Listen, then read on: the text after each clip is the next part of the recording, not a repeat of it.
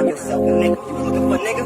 Nigga here now, see? My mind is so spectacular. Open up your aperture. You don't like the light that I be shining, bitch. You Dracula. Southern draw vernacular. Flip you like a spatula. Knew that I was built to put this world up on my scapula. I've been on this road so long, my tires bald. I don't wanna text and no, I don't wanna call. Came in this shit running, bitch. I don't know how to crawl. We ain't never folding, I'm holding the highest card. Look, okay, grew up running post routes. Now I'm on the cash route. Better call the plumber, that boy spitting like a bass spout. All these bad women in this club, fuck is you mad about? Word to all my estheticians, boy, I'm about to lash out. Straight from St. John's to the east side. Jigging since a knee high. Watch the way I put on for my state, nigga, yeehaw. Respect and know what we die. Crazy how I made it to the league from the bleach eyes. Boy, my shit hair wrong. Black, rich, and bare arms. Smoking on that yogi, this shit stronger than some bare arms. Goku, I'm in rare form. You cannot prepare for him. When I swing, it's like a carnivore. This shit ain't fair for him. Brought intellect back to this rap shit. You niggas need chapstick. Shit been dry for way too long, and I'm the matchstick. You niggas Nickelodeon me. I'm more like Cap Nick. Cap a nigga, throw him in front of me.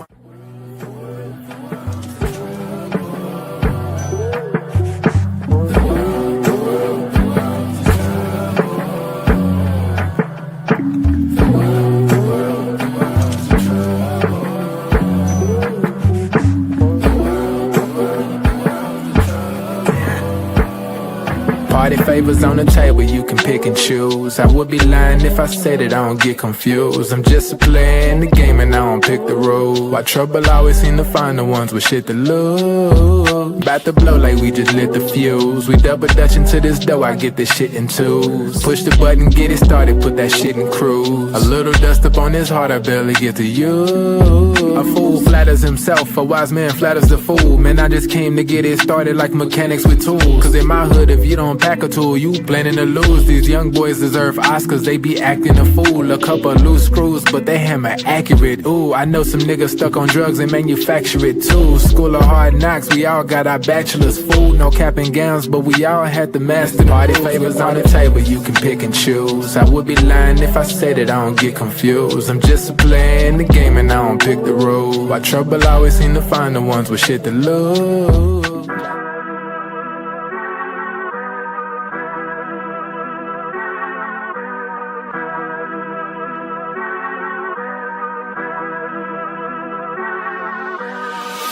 I'm lit, it's about to be a late night.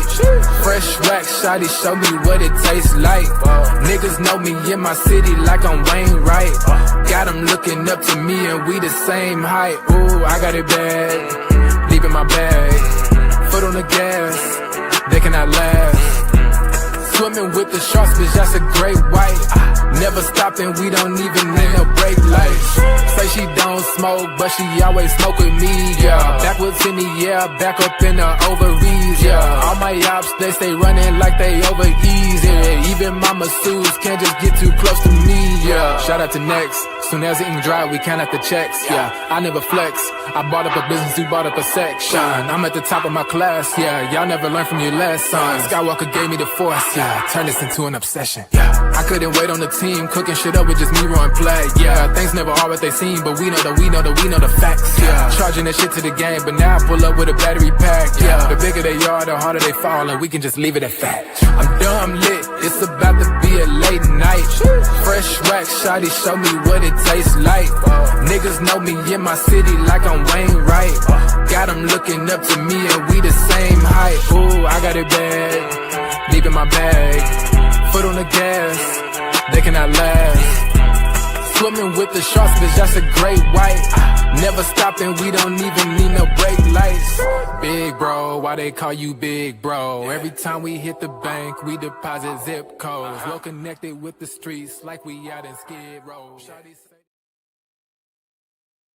Sensational, dazzling, Showtime, making my magic. Dribble behind the back. Oh, what a play! Maybe the play of the year. Maybe. The spontaneity that he has and able to pull something like that off. What a show he can put on for you. Because of with charisma, he's a sensational basketball player. Magic underneath the well. What a pass! Look at that. I don't believe it. That's highlight material. I'll say it is. What? And that was incredible. As I told you, Magic just had a sip out of the fountain of youth. Magic's got it. Bounce under!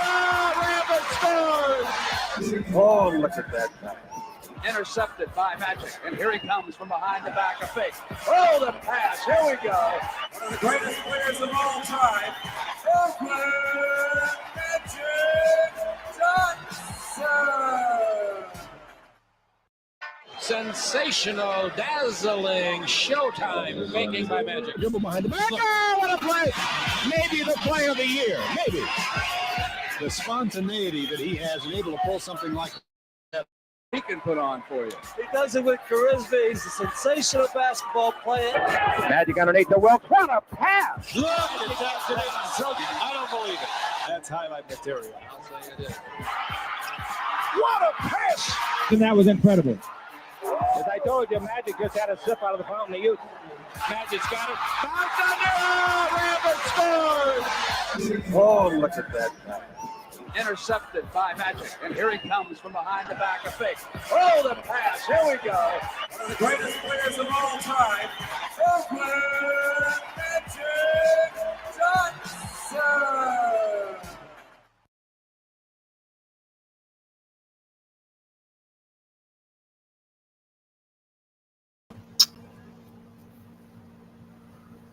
What's good, everybody? Welcome to the Pull-Up Show. I'm your host, Mr. BJ Matthews, a.k.a. B Jizzle. Before we get started, follow us on the YouTube page, the Pull-Up Basketball Podcast. Like, share, subscribe. All of our YouTube videos, hit that like button. Y'all come in here, hit the share, subscribe. Hit that Venmo. You know what I'm saying? Hit that Venmo at BJ/MATHEWS/1 is our Venmo. If you guys want to donate that way, go ahead and donate through our Venmo. If you guys do not have Venmo, that's perfectly fine. You can also do it through our Super Chat.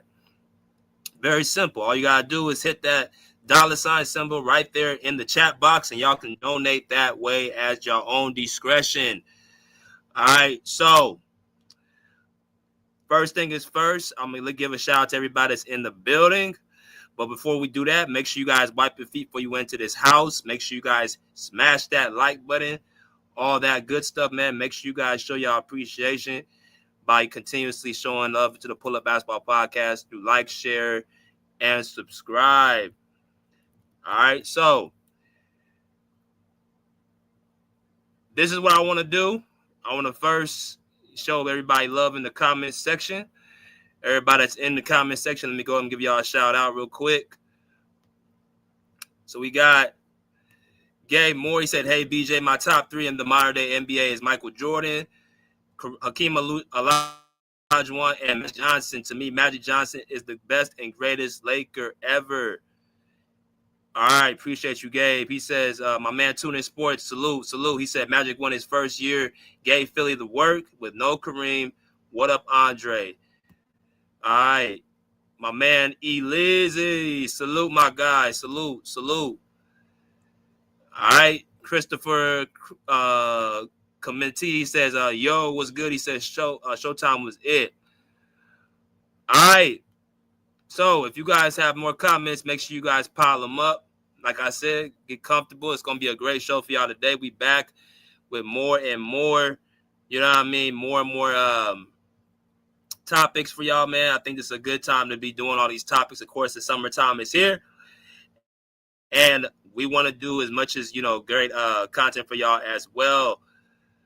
So yesterday we had a great discussion, and it was over Larry Bird. And we had to talk about, is Larry Bird the greatest small forward of all time? All right, we talked about that literally yesterday. Is Larry Bird the greatest small forward of all time? Of course, a lot of people had different opinions, especially the ones that, had, of course, the person that they feel like is better than Larry Bird. LeBron James is the guy that, would be ringing cowbells. But like I said before, this is all opinionated, all subjective. And when you had yesterday's discussion yesterday about it, it was a lot of different opinions. We lasted about 9-10 hours again on the live. You know what I'm saying? Great, great content, great, entertainment. And that's all you can ask for when we talk about bringing in people, to bond on different topics. And today is going to be no different. I think that today is going to be even more exciting because we got one of the most, if not the most exciting basketball player of all time. And he's actually very familiar with Larry Bird, right? He's very familiar with Larry Bird. He played in the same era as Larry Bird. He's a 6'9" point guard, right? The guy that's actually known with will kill you with a smile on the court, with as deadly as he is with his smile. He is with his dribbling skills and his passing skills, right? He revolutionized the point guard position with his immaculate size, vision, IQ, and grace. And sometimes people look at him as Irvin, but most of them call him Magic. And I'm talking about Magic Johnson. And this is going to be a great one because I took a lot of time. If you guys don't realize, I took a lot of time actually finding out, more about this. And I'm actually, like I said, this is a time to really kind of get into like the grips of the history of the game of basketball, right? So that's what I chose to do. And I'm glad I did because Magic Johnson, if you guys do not know, Magic Johnson to me is on my list number 4 as greatest players of all time. He is number 4, right behind Jordan, Kareem, and Kobe. I have Irvin Magic Johnson. So the topic is very interesting. We all know Magic Johnson, as far as, history shows itself. He's universally known as the greatest point guard that we've ever seen. So I said to myself, what's a topic I can use that really doesn't, surround that? And I said, let's do something a little bit different. Let's do a little bit more controversial topic. And what I came up with was Magic Johnson is the best offensive player of all time. All right? Magic Johnson is the best offensive player of all time. So when we talk about that, people look at offense as usually just scoring the basketball. I'm not looking at that, just scoring the basketball. I'm looking at facilitating. I'm looking at scoring. I'm looking at passing, right? I'm looking at, all the things in one. That entails what an offensive player is. When you look at a player like Magic Johnson and what he has done on the basketball court, that's where he falls into my discussion as the best offensive player of all time, right? You got a number of things that I just mentioned that he does. And what you got to look at is just his great facilitating skills, his up-tempo play, fighting the next person, all his teams that he had. He made everybody better, from Kareem Abdul-Jabbar to Byron Scott to Michael Cooper to James Worthy to Jamal Wilkes to Bob McAdoo. This guy really has revolutionized the game at a time where the NBA definitely needed it. Back in 1979, 1980, the ratings were low in the NBA, and they were looking for somebody to carry the league back into prominence where it needs to belong as far as ratings. And as y'all can clearly see with Magic Johnson, if you guys have not even watched him or live under a rock, he was the ultimate entertainer. And because of that, he has been in people's heart, just not as a basketball player, what he does on the court, but what he did for the game as far as the business. People got to remember, and I don't mean get too much into the history of it, but if you got a player that single-handedly, along with somebody else, and I'm talking about Larry Bird, really saved the game from going down into the dumps as far as, the ratings and money and TV and all that stuff, there's an emotional attachment. As I mentioned before, and I said this before in different types of, streams as of late, I believe Magic Johnson is graded on a curve, but at the same time, I quite understand it, because if you watch Magic Johnson play, he is the guy that really makes you want to turn the TV on, right? And when you have to really sit down and appreciate, not just from his highlights, but from his games and what he was able to do on the court, there's a certain aura to him that when he's on the court, when he steps on the court, when he's in your locker room, that you just can't replace it. There's a certain joy that he brings to people's hearts and people's minds and people's spirits and souls when they watch him on the basketball court. When you pay him to go see him play, the moments that he has given us as far as being the rookie, first ever player in NBA history to be, I think, other than Bill Russell, to win a Finals MVP as a rookie, having 48 points and 15 rebounds against the Philadelphia 76ers in a hostile environment, right? against Dr. J, Daryl Dawkins, and the crew.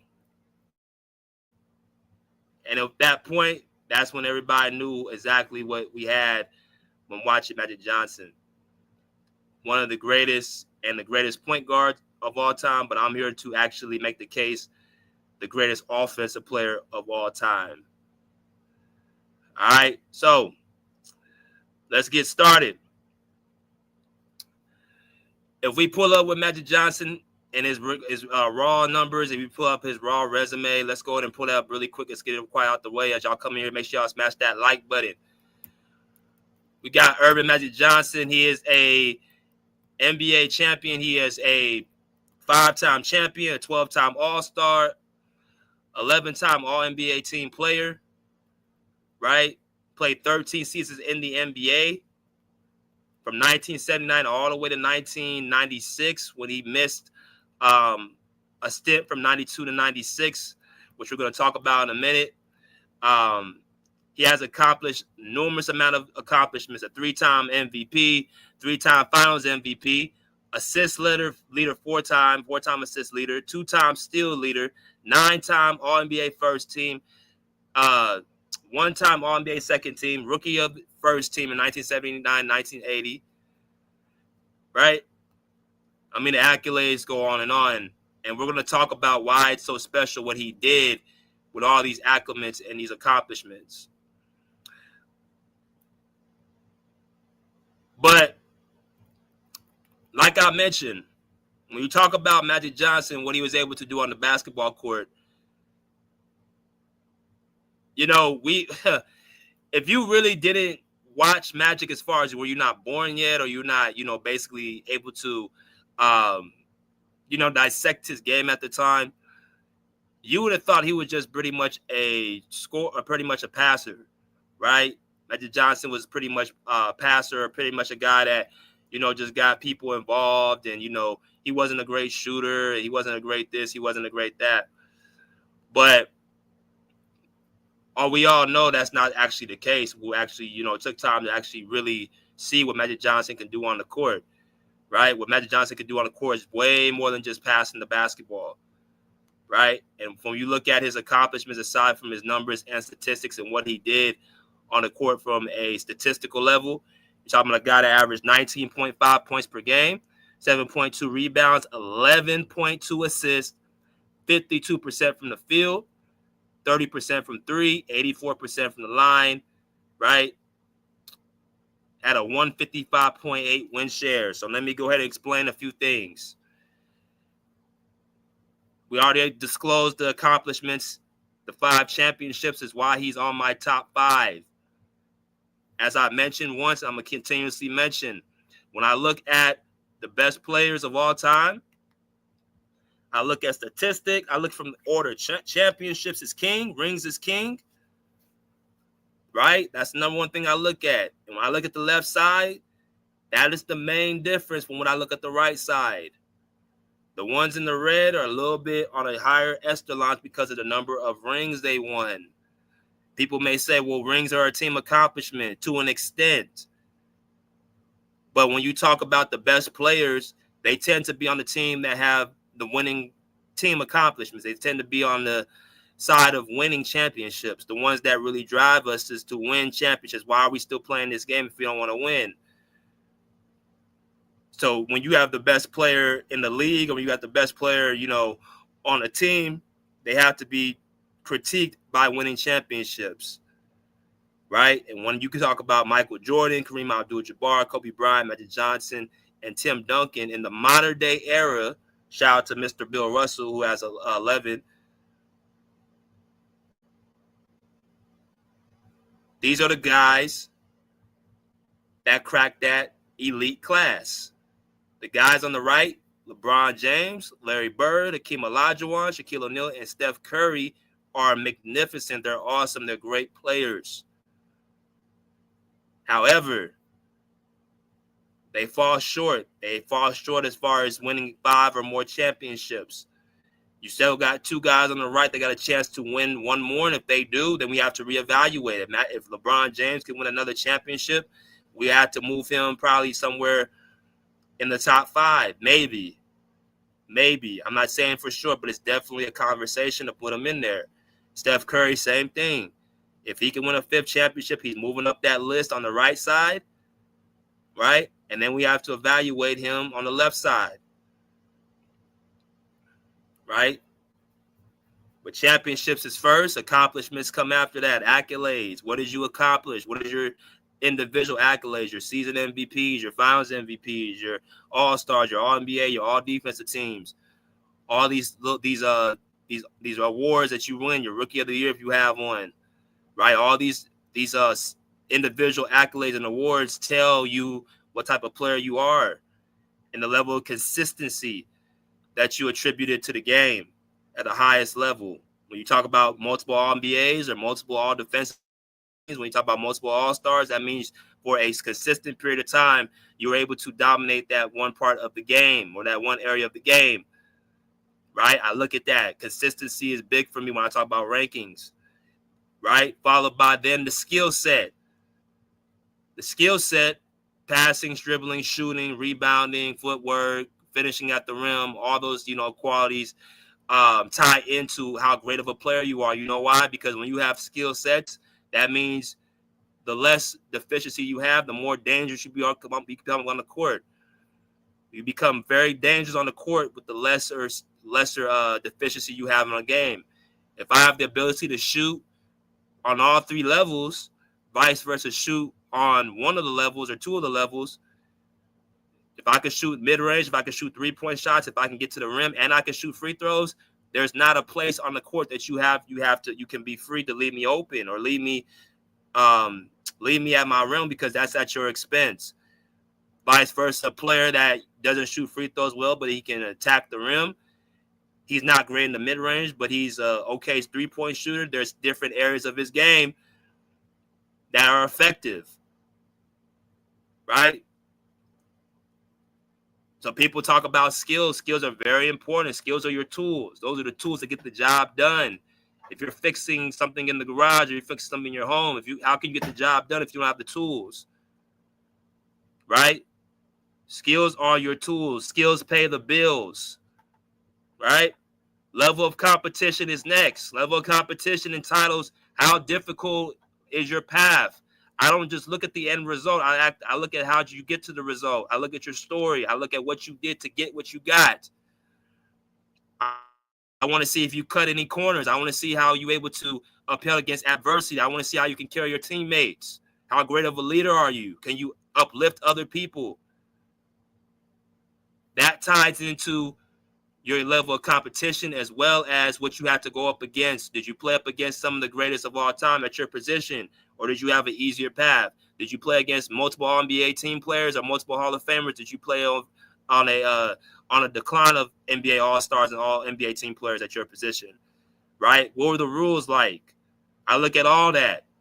I look at your path, how you got what you got, because as far as I'm concerned, if you don't have a difficult path to get what you got, that kind of highlights how good you really are if you're not challenged. Certain players on this list fall under that category where I don't put them as high as they should be. And then the 5th thing is the numbers and the stats. Stats are great, but the problem is with these numbers, people say numbers don't lie. Well, the thing is, it depends how you actually recite the numbers. If I play in the 1990s and I'm playing in an era where at that time there wasn't a bunch of, dominant guards and I'm putting up 30, 35 points per game against my position, that's great.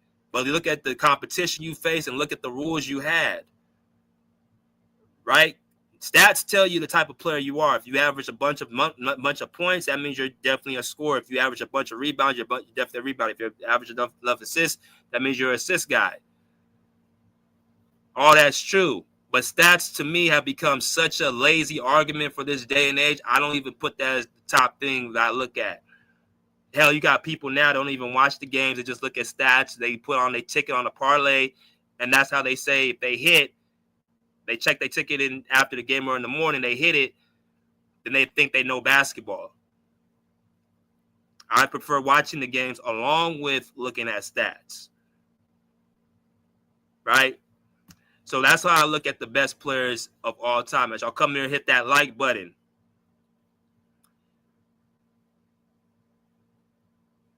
So we got Magic Johnson at the realm. Now, I'm gonna tell y'all why I got Magic Johnson at number 4 on my list.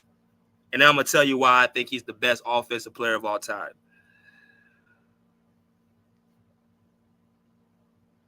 When you look at my criteria, and everybody got their own criteria, he has the championships, so he checks that box. He got 5. The accolades and awards for what he has accomplished, 12-time All-Star. Remember, this guy played in the league for 13 seasons. One of the years, he didn't even play a full year. 1995, 1996, he didn't even play the full year. I think he played like 40-something games, and then he came out of retirement as a coach, and then he played like 40-something games, and he stopped. Right? So he really played. So every single year, he made the All-Star team. Right? So that's one accomplishment. You got the 4-time assist championship, 2-time steal champion, right? You're a 10-time All-NBA team player, 9-time first team, 1-time second team. So 2 out of the 12 seasons that you play, 2 out of the 13 seasons of the 13 seasons, you made the All-NBA team. Pretty remarkable. You're you know what I'm saying, 2-time All-Star MVP. You're a 3-time season MVP in the 80s. Right? So when you talk about just everything in a actual collaborative, he got all the awards that he needs. When you talk about the skill set at his position at point guard, you guys saw the highlights for yourself, right? You guys saw the magical passing. You saw the transitional play. You saw the ability to get up and down the floor in the half court. You just saw all the skills, all the special things that he can do on the court, as well as he can score, right? 19 points per game is not eye-catching at Magic Johnson. That's not his number one skill, but he has had great scoring games. And as y'all going to find out, it was more about Magic Johnson choosing not to score rather than he could not score, right? He shot 80+% from the free throw line. He shot 50% from the field. He didn't shoot well from the three-point line, even though he had a couple years where he shot over 35%. If you guys watch a lot of film, there's going to be games you're going to see Magic Johnson be able to shoot that mid-range jump shot. If you guys watched him in the 1987 finals against the Boston Celtics, there was a number of shots that he shot right in the mid. He got, I think starting the game off, he shot 3 mid-range shots off of, nice little pull-up mid-range jump shots. So it wasn't all just a layup. It all wasn't just a dunk. It wasn't all just him scoring inside. He did have some good, scoring in the mid-range. He just wasn't a strong three-point shooter. And, of course, that will be a dock against him because if you're a point guard, more times than not, in this age, you got to be able to shoot that three. Right? Steph Curry, Damian Lillard, Kyrie Irving, Trae Young, players like that, they're scoring point guards. Now, Magic Johnson at that time was 6'9", a player that we ain't seen before that can actually play at that size, was over, the top, point guards in the league. Right? His skill set was there. Elite skills. The level of competition he played, this is where I actually look at Magic Johnson and give him a little bit of a side eye because the Western Conference was not a strong conference. Part of the reason why he went 5-4 to the finals is because the competition was not strong in the West. If you look across the hallway to his arch nemesis, Larry Bird, he went to only 5 championships in I think 12 seasons. Right? So when you talk about that, it's because the East had more competition at the time. You had the Philadelphia 76ers with Moses Malone and Dr. J. Right? You had the Detroit Pistons with Isaiah Thomas and Joe Dumars. Right? You had really good players, really good competition in that Eastern Conference. Of course, Michael Jordan in the 80s, right? The young Michael Jordan. So you just had a different time in the Western Conference. You didn't have as many strong teams in the 80s in the Western Conference. So that kind of is why I kind of look at Magic a little bit. It's like, yeah, you went to the finals 9 times, but you lost 4. If you're going to do the same thing to LeBron James, you know, you went to 10 finals, but you lost 6. We got to do the same thing with Magic Johnson, right?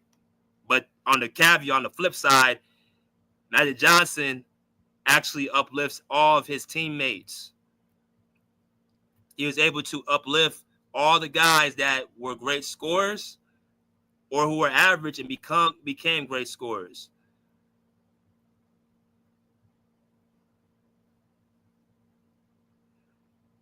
Right? Smash the like button as y'all come in here.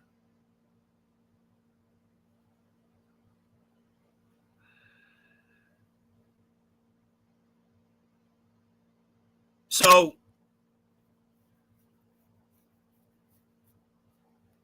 let's talk a little bit about what an offensive player is.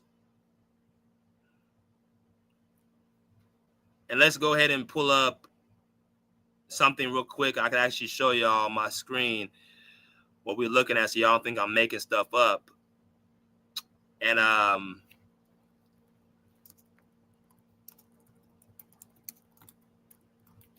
make this make sense.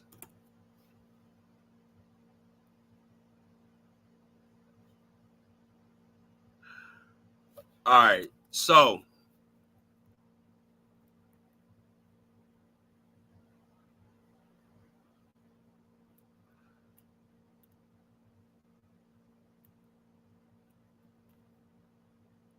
we looked at Magic Johnson, what he has done in his career.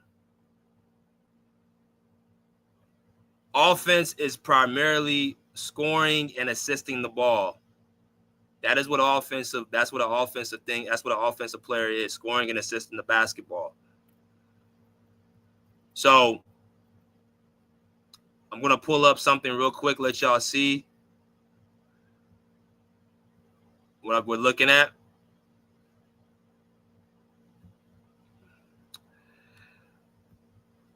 So Magic Johnson, for his career, averaged 19 points and actually averaged 12 assists. He didn't average 11, he averaged 12. And it says right here, if you doubt that Magic Johnson belongs here, look at the highlight reel above. It is amazing. If Magic never had the whole HIV thing come up, he could very well be all-time leader in assists and have 20,000 points, right? Now,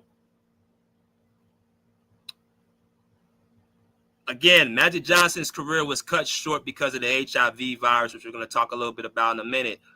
But if you look at from 1980 all the way to 1991 when he retired, he had 5 championships, and he accomplished 3 MVPs, 3 Finals MVPs, 12 All-Stars, and 10 All-NBA team players for the entire decade, right? I have Magic Johnson as the greatest player in the 80s, right? He was the best player in the 80s. He dominated his decade, and that's part of the thing. When you talk about people dominating, that's what that looks like. When you fill and pack up your decade, that's called domination. When I talk about players that dominate what they did, I look at guys like Jordan, right? In the 90s, he dominated his era, his decade. 6 championships, 6 Finals MVPs, and 5 season MVPs. 6 Finals MVPs, 6 championships, 6-0, right? His competition was in the Eastern Conference. So him getting to the finals and actually doing something with it shows his dominance. Him leaving the NBA, right, for 2 seasons could have been opportunities for him to win, right? Domination.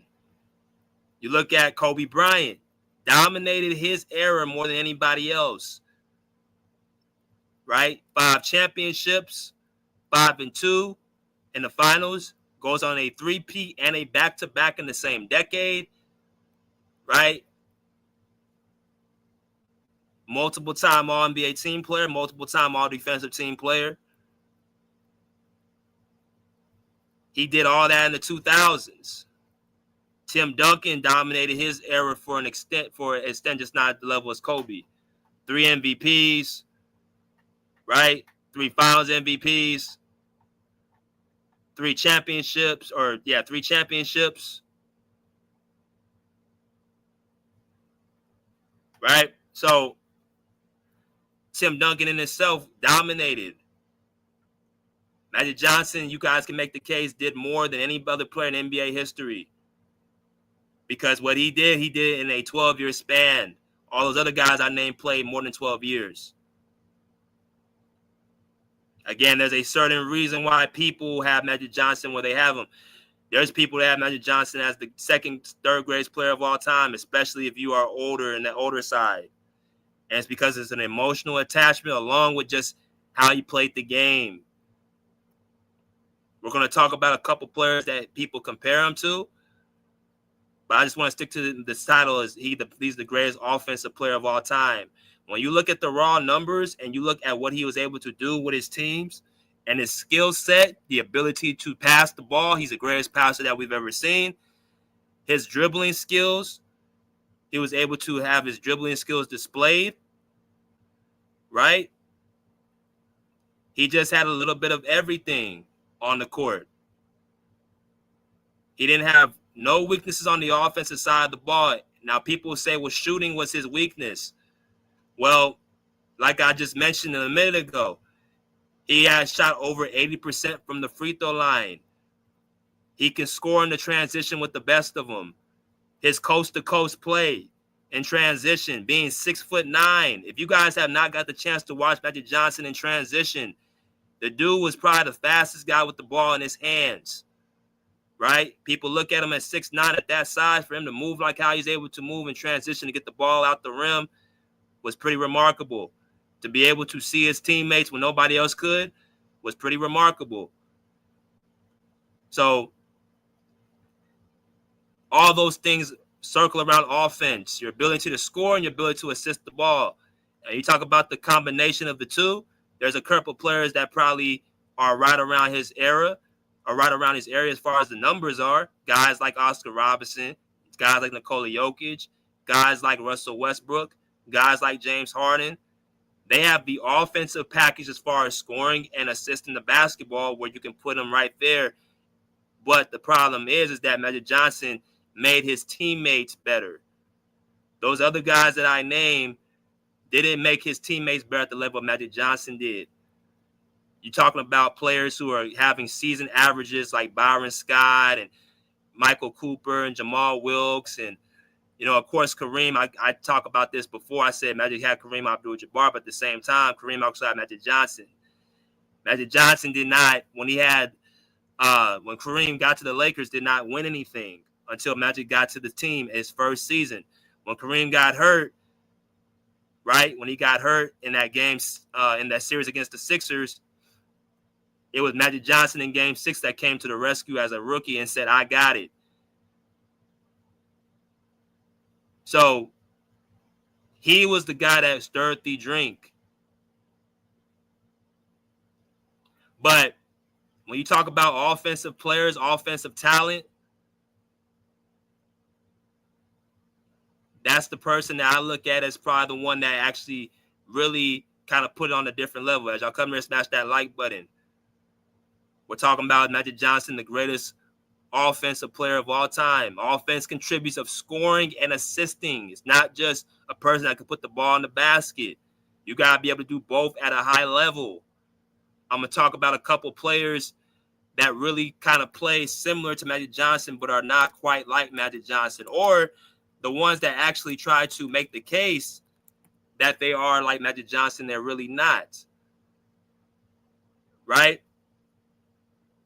So what I want to do is go ahead and pull up some of those players. Y'all give me 1 second. I'm going to pull up the players that really kind of circle around Magic Johnson's playing style. And we're going to compare a little bit and contrast. let y'all kind of see what we're talking about.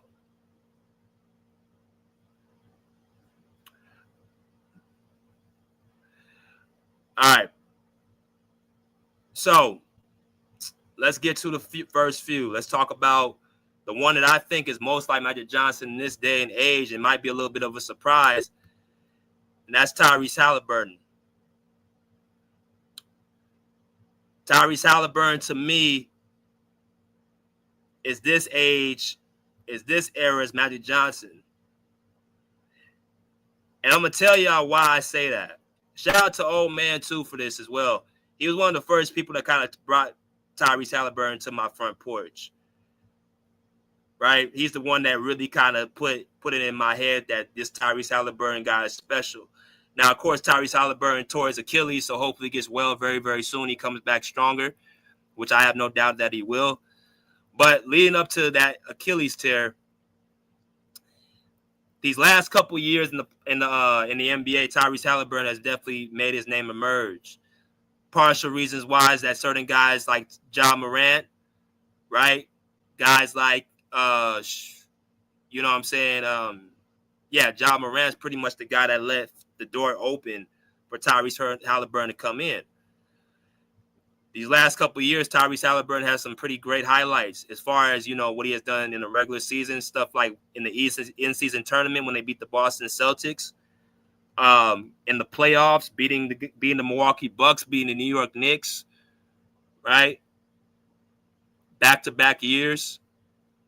And I said to myself, Tyrese Halliburton last year got lucky because every single round, everybody was hurt. So when he faces a team that's fully healthy, that's when they go home. But then I rewatched them this year, and I said to myself, well, I'm looking at how he makes his teammates better. And, you know, you look at Tyrese Halliburton and his aura, he's kind of like non-threatening. He has that same similar smile. He has that same similar aura that Magic Johnson had. You know, you think he's not a killer until you step on the court, right? He has similar numbers as far as his scoring and assist output, right? And then he's making guys like Pascal Siakam, who else? I'm looking at Miles Turner, Nembhard,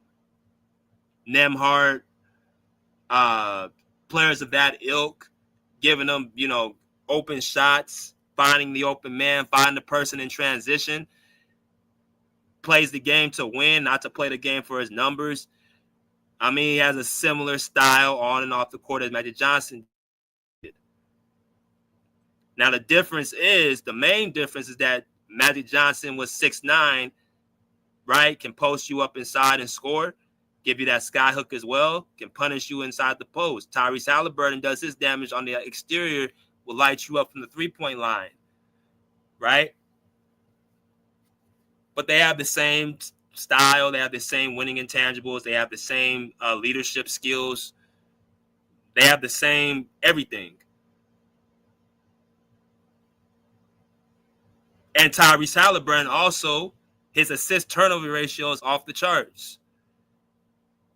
You'll talk about a guy that gives you 10 assists in like two turnovers or one turnover, 12 assists in like one turnover, 14 assists in like two turnovers. Like, the assist numbers to the turnover ratio is another thing that separates him.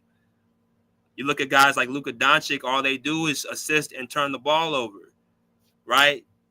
Magic Johnson had a high turnover ratio as well. But because of his ability to make everybody better and his winning intangibles, as well as, speaking of winning, he's number one in all time of winning percentage. He has the number one winning percentage of all time. That's called greatness.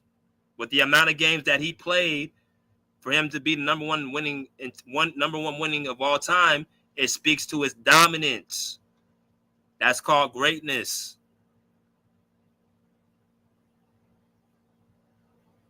Right? But like I said with Tyrese Halliburton, if he comes back from that Achilles tear, which I have no doubt that he will because his style of play is not based off his athleticism, he's going to be able to have a chance to break some records, especially in this day and age. As y'all come here, smash that like button. But he doesn't quite crack Magic Johnson's case because Magic Johnson, like I said, even as great of an assist person Tyrese Halliburton is, he's still not the assist guy that Magic Johnson. No NBA history passes the ball like Magic Johnson passes the ball. And you're talking about a guy that can score 20 plus if he wanted to. He just chose to make his teammates better. To be 6'9" at that time, to back down his opponents in the post, he can score 20 points per game with the best of them. So that's one great comparison. Another person is LeBron James. Now, this was a person that more so the media tried to put very similar to Magic Johnson. This wasn't specifically something that was actually naturally done. This was more so pushed to us by the media. But when you talk about the size, when you talk about their ability to get out in transition, like I told y'all before, if you look at who was the fastest point guard with the ball in his hands in that time, it was Magic Johnson. But he was 6'9". So for them to be that size and to be able to have that type of movement is something that we never seen before. It's the same thing with except LeBron James. The athleticism and the athletic ability is what makes it even more dangerous. He plays with a certain level of force that he just kind of bullies people, moves them out the way.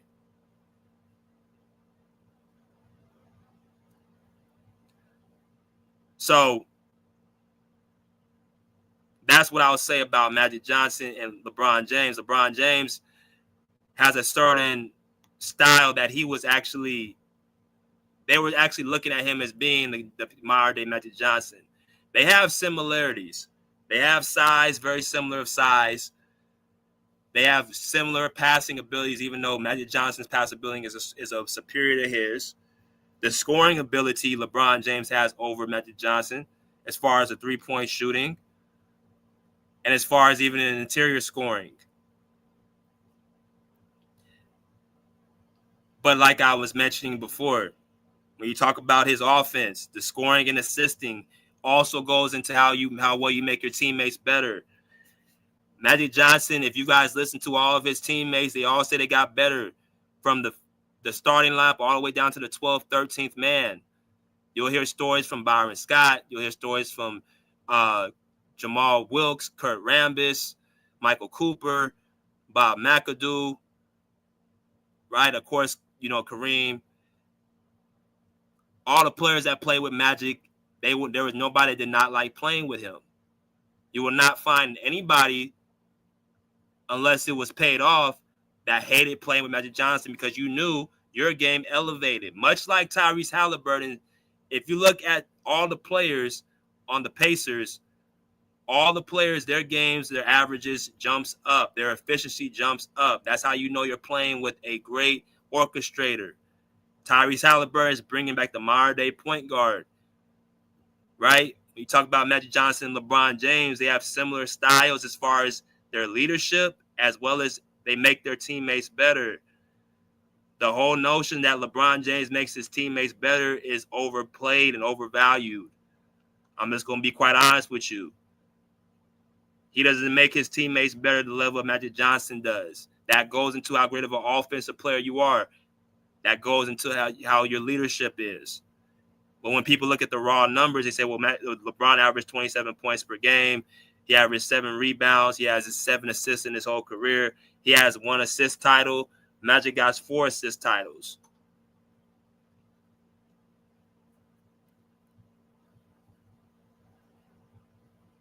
So it's more to look at.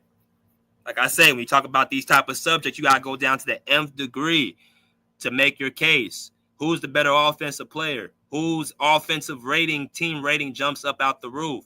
Have you ever seen Magic Johnson be on a team that was not a great offensive team? Have you ever seen Magic Johnson lead a team to be an inefficient offensive team? Have you ever seen a team where Magic Johnson did not have 3 or more guys in double figures in averages. And I'm talking about not even the next great player, the next star player. I'm talking about the James Worthies, who's a 3rd star. I'm talking about the Byron Scotts, who's a role player. I'm talking about the Jamal Wilkes. I'm talking about the Bob McAdoo's. I'm talking about those players. Every single team, I have to look this up, every single team he's played with, I say, yeah, he's had a lot of help, but at the same token, he also makes these guys play better on the higher level than what their abilities may be. That's another great thing about him. I can't say that about LeBron James. He doesn't make his teammates better. When you watch the film as well, you'll see a lot of times you got players that have to diminish their games to play with him. They have to fit a certain mold for him to be comfortable. You'll find a lot of times players like Russell Westbrook who have to be in the corner waiting for the ball to come to him. Third options like Kevin Love and Chris Bosh, their productivity decreases.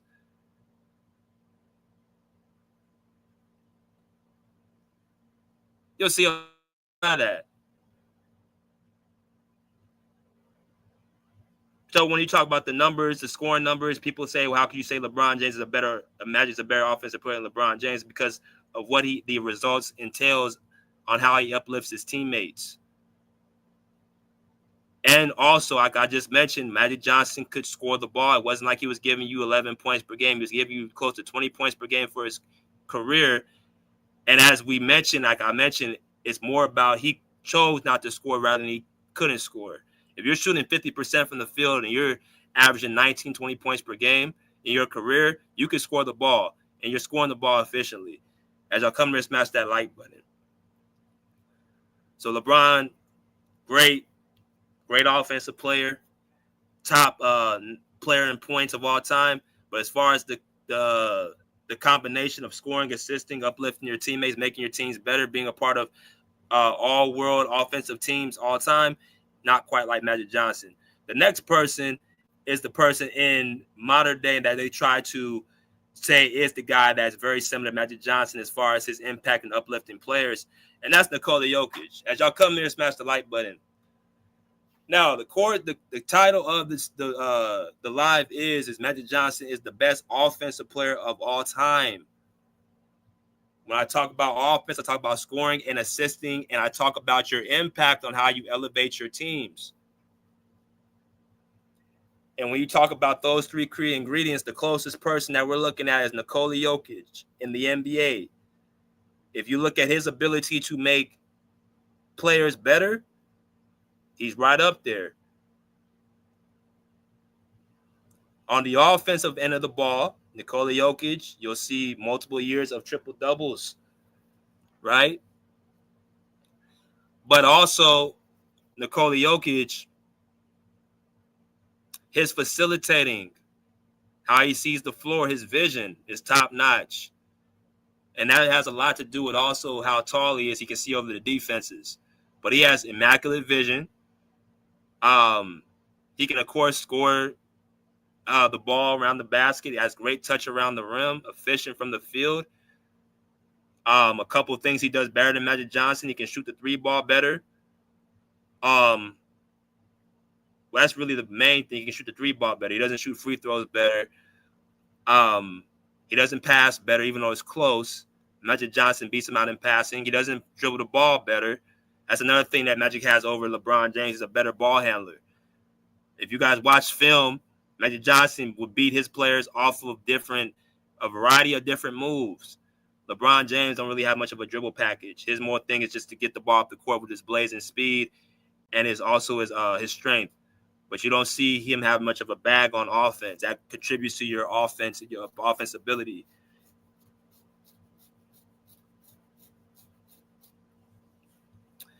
So Nikola Jokic has the mindset, and the mentality to make his players better. If you guys watch what he did with Russell Westbrook this year, I think he's the only person in the NBA that was able to do that. LeBron James couldn't even do that. Make Russell Westbrook be a key contributor to his team. right? Get him to actually play very well in the playoffs, to uplift his level of play. That matters to me when I talk about stuff like this, how great of an offensive player you are. Now, Nikola Jokic has holes as well, though. The difference between Magic Johnson and Nikola Jokic is while Nikola Jokic has a great season record, while he's able to get his teams to the playoffs for the most part, I think Magic Johnson has a higher ceiling when it comes to winning. Remember, this guy dominating an entire decade. Nikola Jokic has had years where they've got eliminated in the first round, second round, didn't make it to the finals, because he's been in the league since 2015. Remember, Nikola Jokic just did not come in the league just like 2 years ago. He's been in the league for about 10 seasons. So you got to look at those few years, him getting eliminated early in the playoffs, right? In 2019, getting eliminated by the Portland Trailblazers, Damian Lillard and CJ McCollum.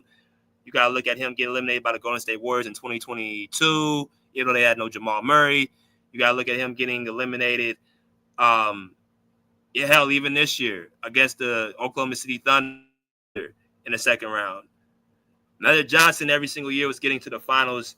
Now, while I do actually grade him on the curve as far as him with playing, as far as the all-time rankings, when you talk about subjects like this, you can say he dominated his conference and he has a winning record in the NBA Finals. That's the difference primarily between him and Jokic. One's a guard who's 6'9", one's a big who's 6'11". They're both surprisingly only a two height difference. Something else that Magic Johnson does better than Nikola Jokic, I think he's better in the clutch. I think Magic Johnson's a better clutch performer than Nikola Jokic. As y'all know, the person that's clutch on the Denver Nuggets is primarily Jamal Murray. Not to say Nikola Jokic ain't closed out games and had, stretches and runs during the game, but he does most of his damages the first 3.5 quarters. Magic, he controls the entirety of the game.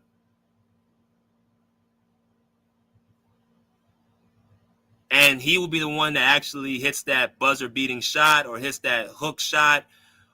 He will be that guy.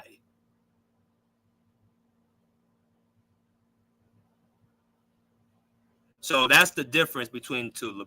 Nikola Jokic, triple-double king, all that. But not even he, if I don't think, averaged 12 assists for a season. I don't think he averaged 12 assists for a season. Somebody can correct me if I'm wrong, but I don't think Nikola Jokic has ever averaged 12 assists in a season.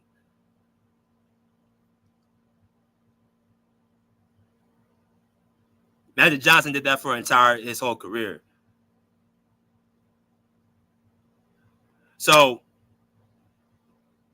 I want to put that out there. Those are a few of the guys that are compared to him as far as his offensive peak, but none of them they just don't have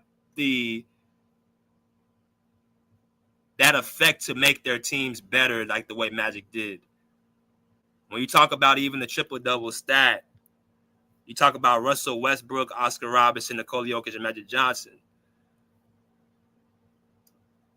Now, of course, triple-doubles is not just double-digit points and assists for these guys. It's also double-digit rebounds. Magic Johnson averaged 7 rebounds a game. But I'm going to tell you why the triple-doubles don't even, to me, they don't really matter as much about being the best offensive player. Because rebounding is not just offensive rebounds, it's defensive rebounds. For the most part, at that time, Magic Johnson, the way he played as far as getting rebounds, from what I saw, he was more the outlet guy. He would be more focused on getting the outlet and getting down the court rather than him getting a cheap rebound off the rim or standing close to the basket. In the 80s, and this is just a little bit of a lesson. Hell, you can even say this back in the 2000s. more times than not, big men, they were the ones in charge of getting the rebounds and getting the boards and stuff like that. And the guards, you do your job and get the outlet pass. There wasn't really such a thing as cheap rebounds back in, earlier parts of the decades. So because a guard wasn't really known to have double-digit rebounds and double-digit, 10 to 15 boards, it wasn't really much of a necessity. The more the necessity, if you're the point guard, your job is to get the offense going. Your job, if they make the shot, you call for the outlet and you get down the court as quickly as you can. If they miss the shot, you get their big man gets the rebound and you get down the court as fast as you can. And that's how I saw Magic Johnson usually play the game. Again, this is the highest winning percentage player of all time. So he was doing something right. Because he didn't average a bunch of rebounds, even though 7 rebounds for his position is acceptable. And the rebounds that those players would get would be grown man rebounds. Those would be guys that's going to be inside fighting for the rebound, not waiting for the ball to come off the rim and then getting it.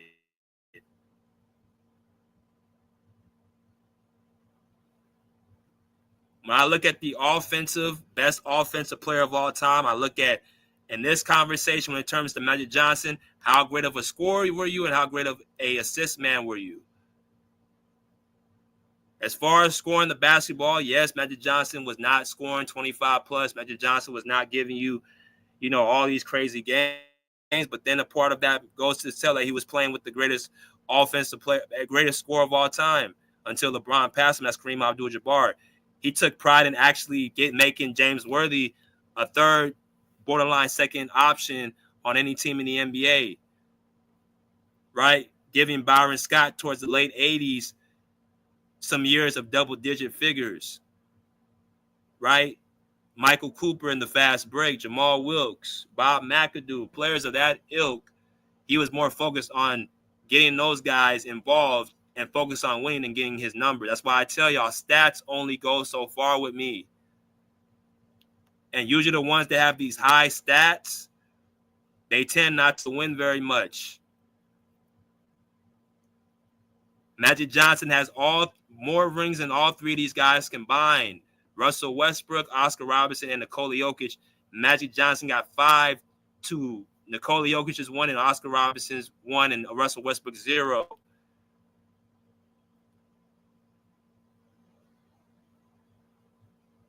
He has 5 to LeBron James's 4.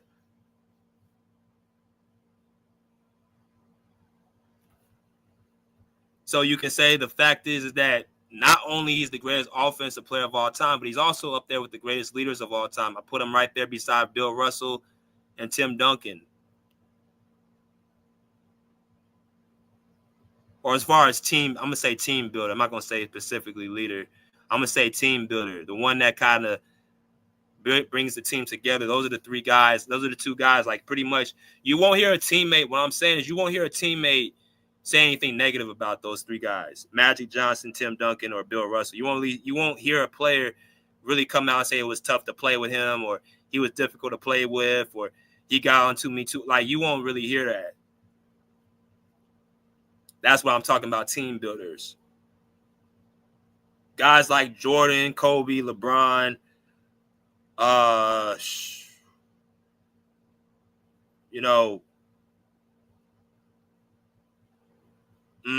Shaq, players like that in my top 10, they might be a little bit different. You might hear a few rumblings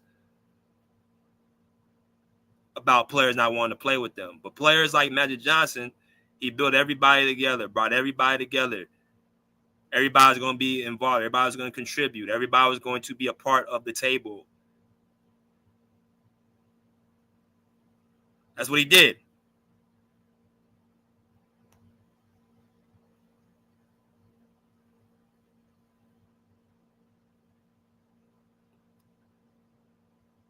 Now, I want to say this as well. And just to basically kind of be, this is Magic Johnson's video.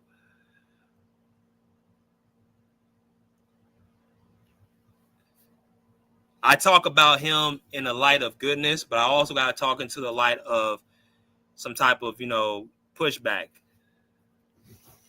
When I speak about Magic Johnson and him in the all-time list, there's people who have, Magic Johnson higher than there's a couple people who want me to place Magic Johnson, higher than what he is. I think number 4 is quite acceptable.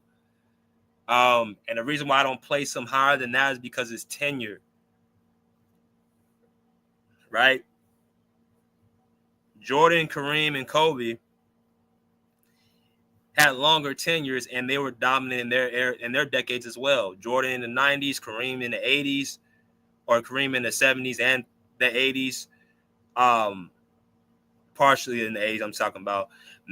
Kobe in the 2000s, and even Duncan in the 2000s. All 4 of those guys shared a level of dominance in their decades, in their eras. So all that stuff contributes to why I got those players, if not in front of them, right there with them. All of them got 5 rings. Their statistics at their position, Jordan, Kareem, Kobe, and Duncan, are all elite, just like what Magic's statistics were as a primary facilitator and passer.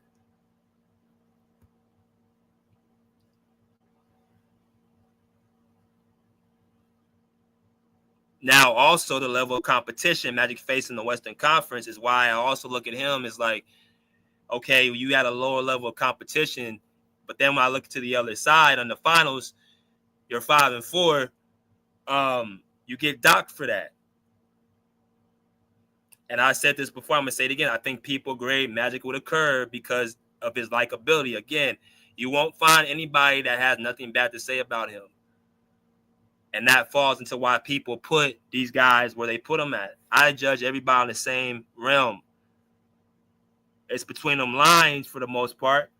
And we're not going to grade people based off of their likability. I got Kobe behind Jordan and Kareem, and Kobe's my favorite player of all time.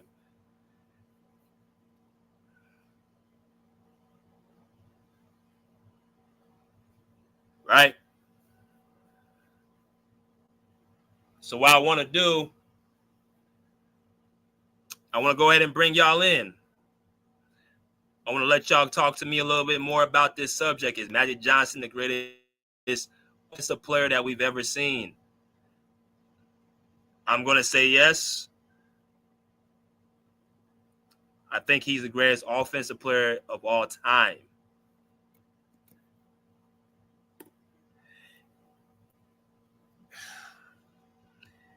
So there's the link.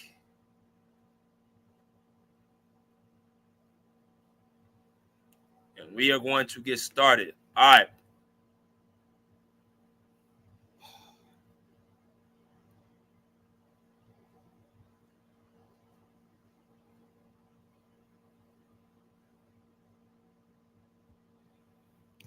So this person must be, I don't know, you either probably new to my channel. He said, Wilt is in the damn record book. No one can, and any list out there can call their goal of the record book. No list in this life or other time.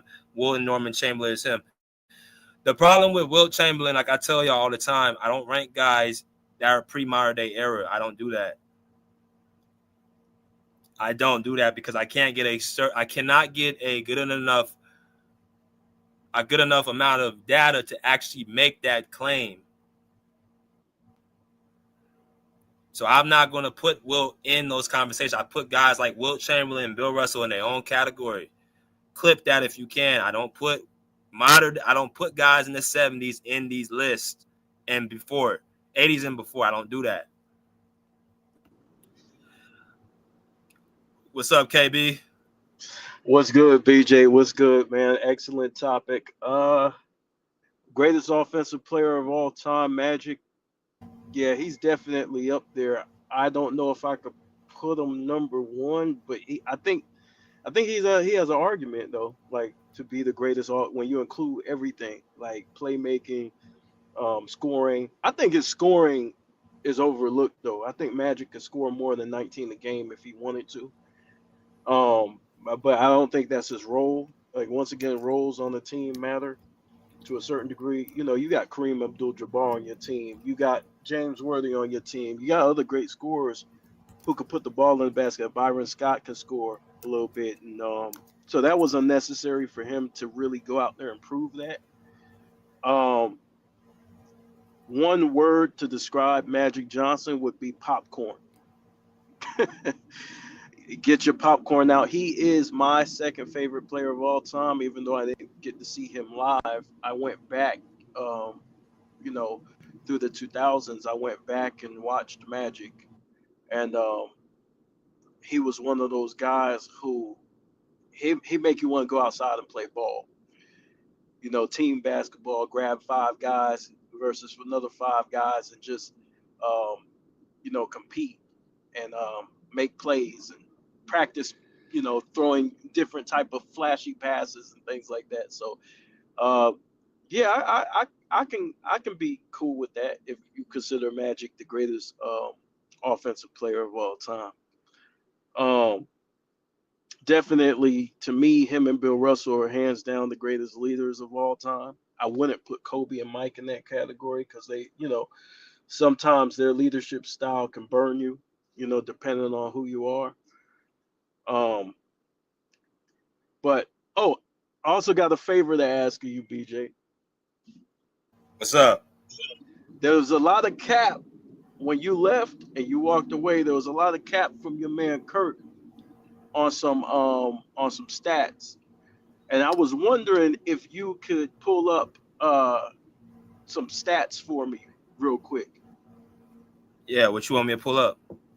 Okay, so Kirk was bringing up how LeBron had a plus 40, and I'm not gonna make this stream about LeBron. I'm gonna address this. I'm gonna dead it, right?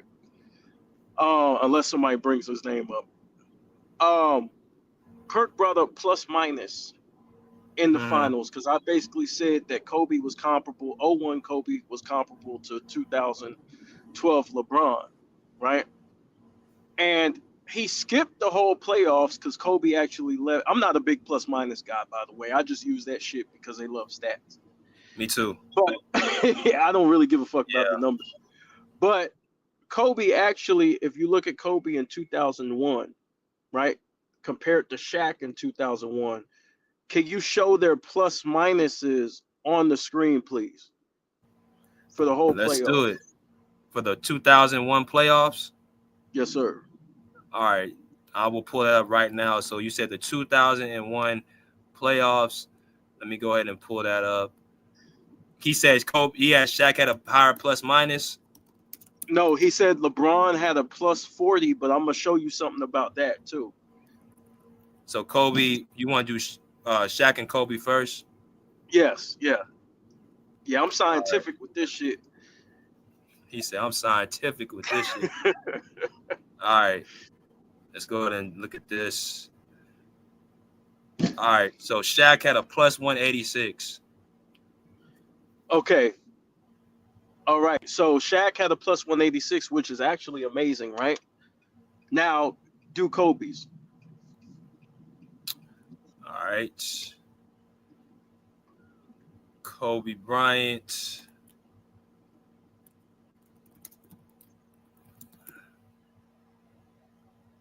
Had a plus 213. Okay, so who had a better plus minus for the playoffs? Kobe. Okay, so now let's deal with this LeBron thing, right? Because he tried to just use one round to define everything. And like I said, I was talking about production on the floor. I wasn't talking about who was the best player and none of that shit. Just what they were doing on the floor, right? So LeBron, right? Regular season, he led. I mean, the playoffs, I believe he led in plus minus for the 2012 Heat. But so he said Shaq had a plus minus of 40 in the playoffs, which he did, right? So can you please look up Dwayne Wade's plus minus in the finals? In the 2006 finals or the 11? 2012. 2012 finals. Okay. 2012 finals. I'm going to get my boy Mass in here right after this. That's all good, bro. Salute, KB. Hey, salute. I just got to fact check somebody. Oh, it's all good, bro. Because this is the pull-up. He had a plus 41. D1 had a plus 41 in 2012. Oh, so he had a higher plus minus than Shaq, huh? Right. And So yeah, and so this ain't to say Dwayne Wade's on the same level of Shaq or none of that shit, right? Just to show the flaw in the logic. LeBron actually did not have a plus 40, right? Can you go to LeBron's I think LeBron had a can you go to LeBron's plus minus for the finals? in Well, 2012. LeBron in his career is like a negative 81 or 84 in the finals for his career. He's a minus like 80 something KB in the finals. Yeah. Yeah. You say LeBron James 2012 finals? Yes, sir.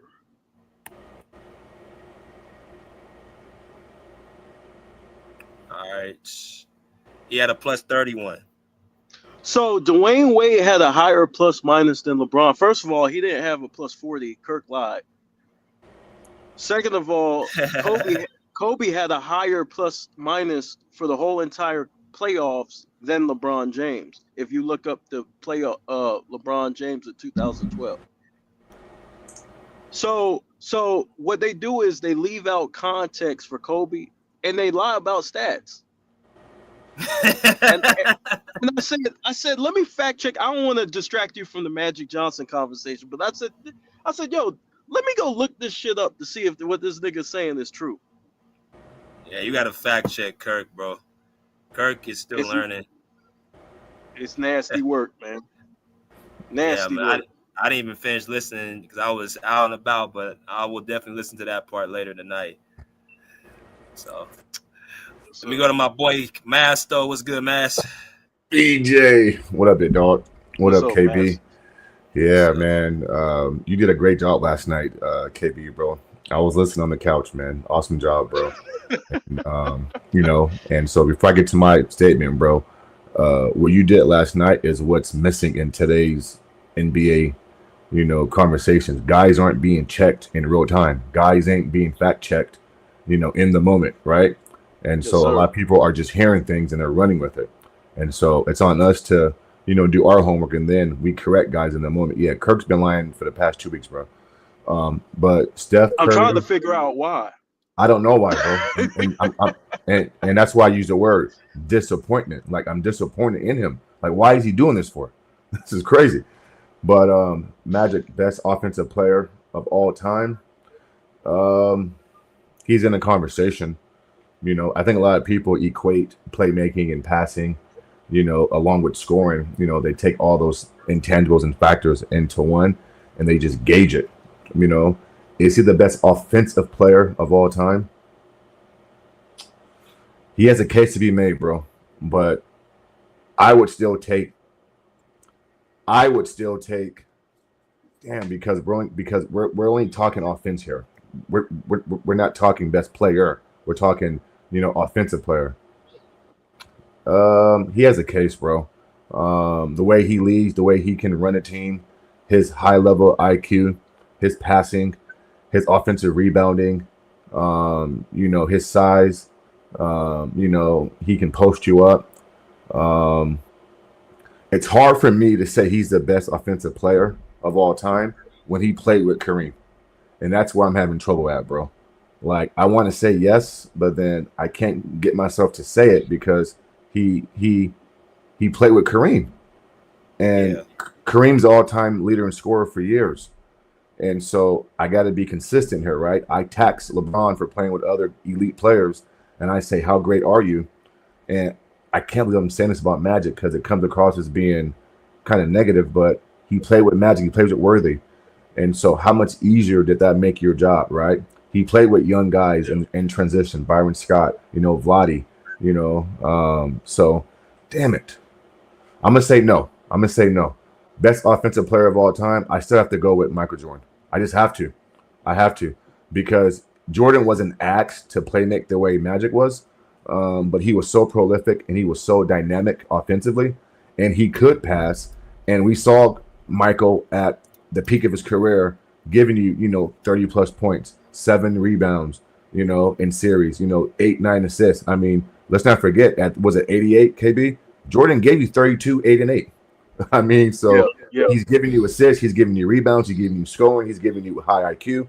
And so I think Magic's in the conversation, BJ, but I can't put him right there at number one because I wouldn't be consistent in my argument. He played with Kareem, so I can't just say that. But he's top 2 or 3, bro. I mean, I think Steph Curry deserves to be in the conversation as the as one of the best offensive players. I think Kobe Bryant is in the conversation. But to focus on Magic Johnson, he's top 2 or 3, bro. But I got Michael at number 1, and I'm gonna leave it right there. That's Okay, good. That's good fair. I stuff, good understand. stuff. I understand. I definitely understand. Appreciate you, Mass. Let me go to Phenom, and I'm gonna go to T Ray and then Bruce. What's good, Phenom?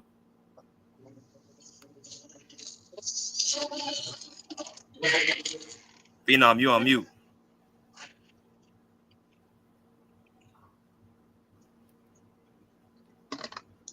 Going once, twice.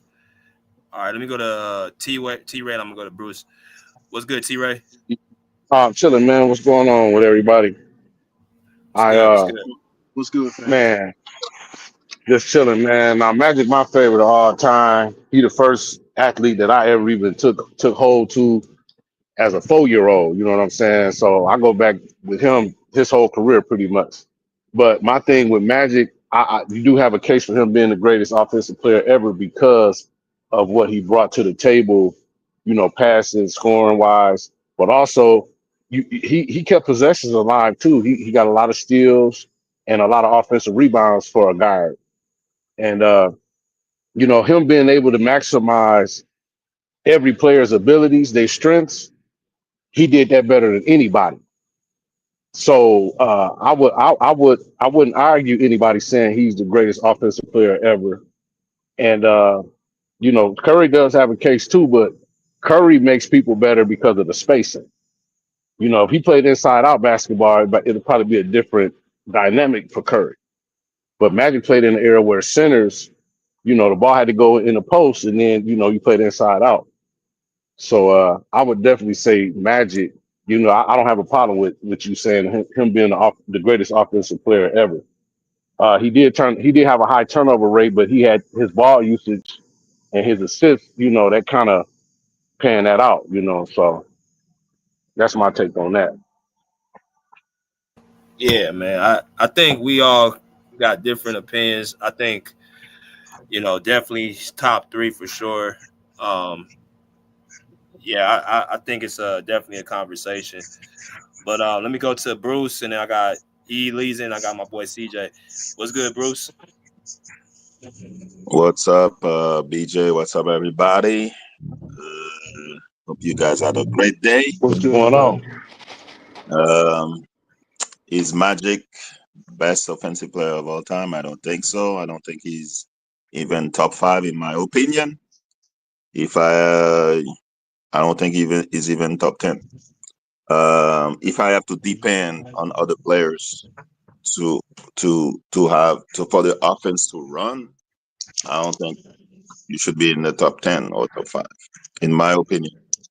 I think Curry is a better offensive player than Magic. I think Jordan is a better offensive player than Magic. Will Chamberlain, I would give him that. Kareem, I would give him that. A lot of players I would say before I say Magic, because Magic is too depending on people running, doing the flashy pass to them, and so I mean he's you could say he's the best playmaker or the best flashy passer. Yeah, I'll give it to Magic. But the best offensive player, when I think of Magic, I don't think of offense. Does he help with offense? Yes, but I don't think of offense with Magic. I think of passing or Showtime. I don't think he's in the top 5. Like Curry, him stepping on the court, he's already creating an offense for other players. Other players have more space. Thompson benefited greatly because of that. Kevin Durant benefited. He went to the team. He was he was a great offensive player, right? But that's the best offense I saw Kevin Durant play in his career. I would say even Jokic, better offensive player than Magic. So I'm not diminishing Magic. I think he's a great player, but I don't think he's the best one. Okay. Okay, cool. It's my boy Bruce. Let me go to my boy Lazy. What's good, E? What's happening, man? What's good with you? Salute. Make sure y'all like, share, subscribe, and donate, man. DJ, he keep bringing it to us. Oh, you far from the kind of sound far, bro. Yeah, we can barely hear you. All right.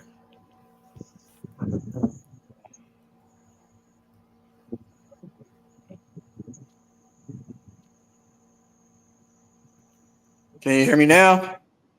Yeah. That's perfect. I'm good. Yep. Yeah, we good. All right. Yeah, I would have to agree. I agree with everybody. Actually, it's a case to be made in his favor. Then it's a case to be made against him in his favor. Like we could look at the Joker. You know what I'm saying? We could look at Shaq, because I'm looking at the totality, like generating points for your team, like self-generated and then generating assists, like assists for your players, putting them in a perfect situation to accumulate their points. Because a lot of players Magic play with, if you just give them the ball and say, go get me a bucket, outside of maybe Worthy and maybe Kareem, only because Kareem was so dominant with his length and his sky hook. If you get a ball to all those other guys, the Michael Coopers, all them guys he played with, Byron Scotts, you know what I'm saying? Everybody, Kurt Ramesses, so on and so forth, they might not be able to score easy. They might not get easy and efficient buckets. And that's a testament to how great Magic was as his court vision. Like he would make and put passes where motherfuckers is scared to throw a regular pass, an entry pass to the post because they scared that motherfucker might get stolen. He would put that motherfucker on a dime and thread the needle, and he was so deceptive to where he had boop, boop, and then he had you looking over here, the ball is already through the basket because he didn't dished it off to a motherfucker you didn't even know was there. So from that standpoint, like, you can make an argument for him, like, you know what I'm saying? And then his leadership skills, making the right pass, you know what I'm saying, on point at the right time, because timing is everything. Like, you know what I'm saying? And then how he approached the game, it led to winning too. You got to incorporate the winning in there too. He just wasn't out. His passing wasn't out there to try to get numbers.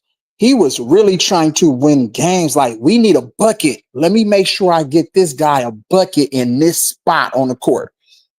That's effective. That's high efficiency, bro. Sometimes I don't look at the one-on-one because the offense is the easiest part of basketball. Everybody should be able to go get a bucket, but a lot of people can't get buckets in the NBA. They get them in high school and college, but it's different when when your game transcends to the NBA, it's not the same, like, because players are better, you know what I'm saying? They're more equipped for certain moves and stuff like that. So I would say everybody has an argument, you know what I'm saying? You could put Curry in there just because his bandwidth, when Curry step on the court, everybody else, oh, I'm going to get some shots tonight because they probably going to double and triple team Steph Curry. But then what Steph Curry don't get credit for is his vision and his playmaking abilities. Everything with Steph Curry, if you pay attention to basketball, it's not all just shooting, bro. Steph Curry averaged 8 assists in a season. He can pass too. He's a traditional point. He can play a traditional point guard role because he has unbelievable vision, his handle, his creativity off of the dribble. So you can throw him in there. Like, you know what I'm saying? And then obviously the Jordans and the Kobes, like, you can throw them in there because they're so dynamic offensively. That makes them a great offensive player. But then when you want to bring up efficiency and all these numbers, I hate to do the metrics, bro. I just watch basketball off of your pure game, how you accumulate stuff. I don't go off of numbers because numbers is always misleading when we talk about the greatest players. Like everybody always want to put, oh, Will the greatest player because he scored 100 in the game and he averaged 100 rebounds in the game. And yeah, I mean, you know what I'm saying? So if that's the case, then he the best ever. Then we shouldn't compare nobody else to Will if we gonna do efficiency and numbers and this and that. So that's how I'm, you know what I'm saying, looking at it. Like, you feel what I'm saying? So I would say yay and nay. You know what I'm saying? You could make an argument for Magic just based off of the era he played in. The defense, it was top-notch D. It was really great defenders, really good rebounders, really good shot blockers. Like, you know what I'm saying? So what he was able to do at that size and moving like that, bro, like it was something that we never seen prior to that. So you know, Magic was a really good offensive player when you look at the totality of everything. You know what I'm saying? Was he a great offensive player as far as scoring? Not really. Like, you know what I'm saying? He was limited. You feel me? But it's not like he couldn't score, but as far as him breaking you down and then having to step like the fancy footwork and all of that, he was more basic with his scoring. You get what I'm saying? He'll get to a spot, get his little hook shot off. If you leave him open for a jumper, he'll hit it. If he gets fouled in transition, he'll go to the free throw line, knock his, you know what I'm saying, his free throws down. So he was that type of scorer, but it wasn't really nothing flashy or special about how he got his buckets. But I would say yay and nay. For sure. Appreciate you, Eve. I got a question before I get to CJ. Do y'all see any similarities between him and Tyrese Halliburton? No.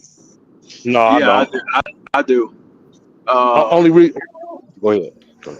I would say this: the way he runs on the fast break, it reminds me of how Magic would run on that. I'm not saying Oh my completely. God. No, I'm not saying completely. I'm saying sometimes, at times, the way he throws those one-handed passes in transition, those lead passes, but it's not Magic really, but it does remind me of what he does. Well, he does, but he does play to win like Magic. He don't care who is open. He'll get him the ball. He don't care who hot or who not. You know, he'll go to you again. So I will say in that aspect, he does remind you of Magic, but he don't command a team like Magic where, No, you know, because Magic, I, see I, what we not I don't talking about. remember watching Magic and I'm like, where's Magic on the floor? Sometimes I'm wondering, is Right, Tyrese that part, Halliburton that part, and plus what Magic about Johnson Lonzo? he'll get in that post though. Magic Johnson will get in that post, and he probably was the best post guard to play the game. Think about it, Magic Johnson in the post. the best post guard? Who was better than him in the post? Jordan, Kobe. They If was you better say than guard, Magic in the post. I'm just saying he up you there. said He up guard. You Yeah, said guard. he You have up to be there. He's precise. up You there. have to be more he clear. up there though. But don't you can't pretend he ain't up there. Like you can take Yeah, Jordan his Kobe if you post want. work But is nasty. come on, Well, very he's not top 50 in posting guard. So no, and you know, what you basing that off of though? Because he can run he the could offense. post, but I don't think he's that great in posting. He could score. You foul him, he finna hit his He free could throws score. and his assists. He gonna find you. You double him in the post, he finna find open man. So I'm saying it's more than just scoring off the post. I mean, he scored when he has to, but he was not looking for scoring. But see, this is what people don't give him credit for either. When Kareem left, Magic averaged 22 and 12. In 90, they won 63 games. Pat Yeah, Riley last. who was And the leading then scorer when of they the went to team? the finals, they went to the finals in 90. In 91. Who was He the had leading Terry scorer of the Campbell as team? the starting point guard. Yeah, all You right. know what I'm saying? So I'm saying we don't know, and we don't know. He got cheated out of his last, 4 good years. So we don't So know what could have been. can I Go ask ahead. you a question to the brother talking? Do you think that Lonzo Ball, like I'm not talking about as far as his full game, I'm just talking about in transition. Like in transition, Mhm. did he remind you of No, Magic at times in no. transition? I Okay. can tell you this. I think he reminded Magic of him. because that's why Magic was so hell bent on the Lakers getting him with that number 2 pick. Magic saw a lot of Lonzo in him in himself. He was a Yeah, big guard that was willing to get out in transition and find an open man. He, to me though, Lonzo Ball was more like Jason Kidd Yeah, than yeah, Magic. yeah, You know, yeah. that's just my take on that. Yeah, especially I with the agree. I two-way ability, plays defense. Yeah, But yeah, hey, no but doubt. hold on, but J Kidd was like Magic though. Who you think they got that from? Grabbing it Yeah, off the as far as getting rebound, up in the court. transition, creating. Magic was the standard for that, bro. So you, Yeah, he was you know he one was guy who could have been like Magic. I know you guys gonna laugh. That's fine. Ben But his Simmons. mental is not like Magic. Ben It's who? Ben Simmons. Ben Simmons. Simmons. Okay. Ben Simmons? You're right. Yes. You're Yeah, right. When he yeah. first came yeah, in, he was running Hell the yeah. floor. if Yeah. he was trying to be like, listen, y'all, if he'd have tried to be more like Magic than LeBron, he would be a lot better That's what I'm player. saying. I compare Ben Simmons to LeBron, not Magic. Yeah, but if he had tried to be more like Magic than LeBron, he would still be relevant in the league right now. He will still be relevant, exactly. Yeah. But he still Let has me to work on his jump shot though to Oh, free no let me doubt, get like no to doubt. let me get to I know, CJ but real if quick. he would have patterned his jump shot after Magic, he would still be relevant. Yep. But he patterned his shit after LeBron, and that shit broke. The LeBron, everything was after LeBron, and that's where he went down. For sure. And it's crazy, man. Let me get I to wasn't even trying to hold on, diss you. hold on. Oh, you go. Let me get to CJ real quick, and I'm gonna let y'all go. What's good, CJ? Okay. Yo, what's up, fella? What up, though? what's up, man? Not much. Yeah, I think Magic a top 10 um best offensive player because I got only like Jordan, LeBron, KD, Steph, Bird, and then after that, I think he a top 10 because like his all around play and he showed you that he can average 20 points in a season a couple of times and he impacted the game like both ways, like scoring, being a floor general. And he kind of do remind you of like a Halliburton type player because they impact the game by making others better, and then they get their own, then they're efficient from the field. But the biggest thing that I think they don't compare Kobe and Shaq, how they do Magic and Kareem, is because I think like Magic got 3 MVPs playing with Kareem and 3 final MVPs, and all his career, like but 2 years, he was a top 5 MVP candidate. He got a winning finals record. He shot 50% his whole career, and I believe he averaged the most assists ever. So Yep. I think if you 11 look at point, that, 11.2. yeah, Yep. so I think if you look at all of that, and unlike I ain't gonna throw shots, but he did have like a weak path in the West. Like he played a lot of mediocre teams, but he did get the job done in the finals, and he That's got winning finals record. So he beat some good teams in the finals. Cause I ain't gonna lie, y'all, I'm gonna keep it real. I had to research, and I ain't know. I know he got injured, but I ain't know Magic got swept in the finals twice. That's like did he got swept twice, right? He was injured both times. Yep, but he did get Oh, swept he was twice. injured both times. 83 and 89. Hey, yup, 83 and 89. No. In 83, Worthy and was it Byron Scott? I think they was both hurt. Then 89, him and Yeah, Byron Byron Scott got Scott. hurt. Yeah. Yep. Oh, all right. Well, that's probably why people don't hold it against him as much. But besides that, Yeah. he a great player though. He stayed with one team, so I know he had a super team, but I still give him credit because it's like organic in a way. And I think like what Leezy said, he made others around him better. Like he made their game like way better, even though they good players. But I think Magic brought the best out their game. So if people like study Magic a little more and really look at Magic, he impacted the game in a big way. Him and Bird, But like they really great players. Like I think people underappreciate them. this is the thing I about think Magic, bro. I Oh, I'm think sorry. Westbrook is a more offensive player. If you're talking about making other teammates better, I mean Westbrook averaging triple doubles. Oscar Robertson What you averaging gotta triple. think about that? You gotta think That about don't the mean nothing. efficiency too. And you could be a floor Yeah, what? general, but you gotta be a smart No, floor general, a smart decision maker too. that's numbers. Magic would take a player like Kurt Rambis and make them a household name. He'll take a player like Terry Teagle that you didn't even know was in the league and have him in the final starting and putting up double figures. Westbrook ain't doing that. Who do Westbrook really make better with his presence out there besides like maybe Steven Adams or Andre Robinson. who you say? Andre Robinson, whatever his name is. He was a Yeah, liability. He could hit a shot. He was brick like yeah. in the Western Conference Finals. He was breaking that shit. Well, and not only that, he ain't even consistent at the free throw line.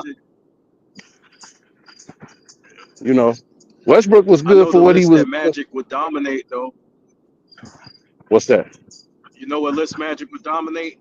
I guarantee you, most people want to play with Magic to get paid. Oh, no question. If we had a vote and all the players you would rather, it'd be Jason Kidd and Magic. And I think No Magic question. would win that. No question about it. He Because you gonna know he get you gonna. paid if All you the run the vote floor. of all time? No, you got it. You got Yeah, it. no I doubt. don't know about that. Yeah. Who would you rather play with besides Magic or even Jason Kidd? If you a person that's a scorer or well whatever kind of player you is. Wow. Shit, if you're smart, you go with Magic. I'll be honest, bro. I think He's an Jason Kidd. efficient I'm not player. Like, choosing Magic. Sorry. I'm not gonna lie, bro. I'm glad you his mentioned Jason playoff Kidd, I like bro. to win. shot over. The winningest player in history, percentage wise, you don't want to play with that. Somebody that you know If gonna you get you the put ball. Magic on your team, you can Shit, build all you gotta around do that. is Like run. that would be. All you got to do is run and look for the ball because he gonna throw it to you when you ain't open. He like a quarterback. Yeah. He gonna And then he could he gonna play. see you He open could before play in you the get him. half court too.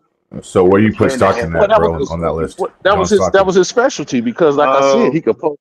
Yeah, I'm not Where is John Stockton on this list, bro? Because I I don't, feel I don't like, know who you picking. well, I So mean, if I you're think trying to Magic get Johnson. paid, I think if you're Magic trying to for get me. paid, you wouldn't pick Magic. Yeah, I mean, well, hold on. I mean, if I'm trying to get paid, you guys, I mean, 3 guys come to mind. Not in no order, but Magic, Jason, and John Stockton. I mean, I'm getting the ball. Listen, I'm getting the basketball from all 3 guys. I mean, I'm not sure that Magic Johnson is going to pass me the ball that much better than Jason Kidd is or John Stockton. I mean, we know Stockton runs a pretty efficient offense. We know Jason does. So I mean, but I'm okay with saying Magic, but I think Jason and John are like right there That's fair. for me. Yeah, For me, that's fair. cool. Yeah, that's fair. And I Yeah. tell you, even the early Chris Paul. Well, even Chris Paul. I ain't gonna shit on Chris Paul. You Chris think Paul, Chris is look what better he did. than Rondo, bro? At just running the offense? Yeah, I because would say Rondo got yeah, liability. he's a Paul can shoot. better shooter. He can bail you out better than Rondo can. That's a good point, bro. Because listen, I think if Rondo was just a little bit better of a scorer, because the fact that defense has to play you to score and you're an elite passer, I see why you say Chris Paul. That makes sense, bro. I got you. Yeah, that's a good point right there. Yeah, But CP3 is going to hold the ball a little bit, though. Yeah, I think with better players, he gonna get it out. Like him playing with Ray Allen and Paul Pierce. I think he gonna like understand the assignment because he a high IQ basketball player. Then he can So score I'm too. not a big fan of Joker being mentioned in this conversation. I don't like my center doing that. Like I don't like that. I tried calling. I heard. Yeah, I Great mean, player. you I'm trying to think about Jokic is more reliant. He's more reliant on other players than anybody else that y'all mentioned. Yeah. You know what I'm I saying? don't think so because he can score better than all of them. So I don't think he relying on him. I just think he know that expand his game. If he do that, then Yeah, but everybody his can stretch on the floor. scoring is taken away from certain guys though. Whereas Magic John and Jason Kidd, they're not taking away from their scores. I think Joker took away from MPJ. I think at times he took away from Jamal. He took away from Aaron Gordon. He did, bro. He just did. In my opinion, He did. Yeah. Yeah, I agree with that. Yeah, now Joker, he get high numbers, PER numbers, and all that because of the era and the fast, the pace of the game, and all that. But if you break it down, nah, you don't put him on Hold this on, kind of y'all. He got a ring for that. The dudes y'all talking about didn't get a Yeah, ring though. but I mean, but And you they got to look at had the better context. teams, arguably. but listen to what you just said though, bro. You said that he got a ring. These guys are taking their teams to multiple finals, which means that their way works more. The Joker system, to me, is not something. It's not something that's going to work long term. Whereas Magic, Right. John, and Jason, I think that's a long term thing where they can stick with Oh that. yeah, At Magic, least they'll but be competing for championships. Jason and John, they ain't get it done. Jason, like he was a role player with the Bro, Mavericks, but well, I mean, Jokic a he better ran the offense. like Come on. I mean, go listen to Rick Carlisle and just let him tell you what he thinks about Jason Kidd. He was basically the quarterback, and like he ran the whole scheme. Like Jason probably has one of the most highest IQs see, you in league history. yeah, you got a good point because they both got good IQ. So I know you got a They good do, point bro. right there. Like ain't no wrong answer. Like Yeah, I know I think Trey what is an Jokic old school is, guy. Like, will I be wrong? yeah, Now, this guy isn't in the conversation, but as a point guard, I like him a lot, bro. And he played on yeah, the Pacers and Knicks. Mark Jackson. I'm a big Mark Jackson Oh fan. yeah, no Yeah, doubt. Mark You know Jackson what, was nasty. Mark Jackson's ability was people always slept on him. Oh, he can't shoot. Then he'll drop on you. Oh, he too And he'll slow. He'll post you go up around too. you and Yeah, find and he'll open post man. you up. And he hit his free throws. And in the clutch, man, he was willing to take the shot or get to the line. You know, I always was a Mark Jackson fan, all the way back from St. John's. Yeah. You know, he's a leader. He's a leader, bro. That's a great point, man. Yeah, great Yep. point. That's a good name. That's a good name. Yeah. You know who else was good, man? And I know we going kind of far off now, but Andre Miller, man. Oh my Since you God, brought bro. up, Utah. Oh What? my God, yeah, he was Absolutely. cold. Andre shit, Miller was cold. Come on, man, bro. I love watching Andre Miller. You brought up Mark Jackson, that just made me think about him, man. He don't get Andre his Miller flowers. is, oh my God, bro. Hey, Post Yeah, you Andre up, Andre. Miller he midi would game, kill good you. leader. So Yeah. is Mark Jackson an offensive player? Yeah, Mark to a Jackson was certain just, degree, not as much though. Okay. All right. But we're man, but you talking can about count on. offensive player. You got 9 and 6. Let me get to Kirk real If quick. you Mhm. change the word to like Floor General and not offensive Yeah, player, yeah. then you can talk about guys like Andre Miller and Mark Jackson. But BJ Poe's offensive player, so that's why guys like Magic and those guys are being mentioned because you got to factor in somewhat of their offensive game. You have to. Let me get. Right. Hey, let me get. Oh my bad, man. I just wanted to get Kirk in real quick. What's good, Kirk? Wow.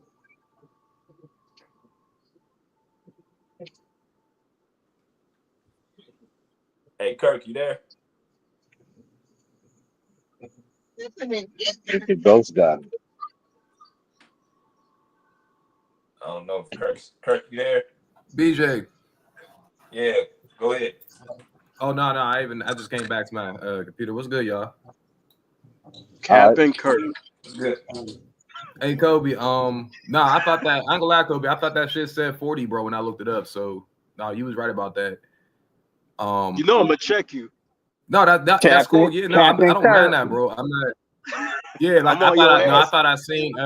Not gonna lie, bro. I thought I seen 40, bro, but it was a 31. He's gonna say And, XG. You looking through them LeBron lenses, bro. You got to get you some real clear lenses. I'm not a No, LeBron he's fan, gonna say bro. I keep XG trying to and tell y'all Anthony this. Davis. Hey, Kirk, I keep trying to tell you I'm not a leave. LeBron fan. And to Mr. Maz, when I told BJ that Larry Bird had more accolades than Kobe, I told him to look it up. So I thought he did. So it's not like I was just lying about that. So y'all keep calling me a liar, like I'm just saying these things. I just didn't know.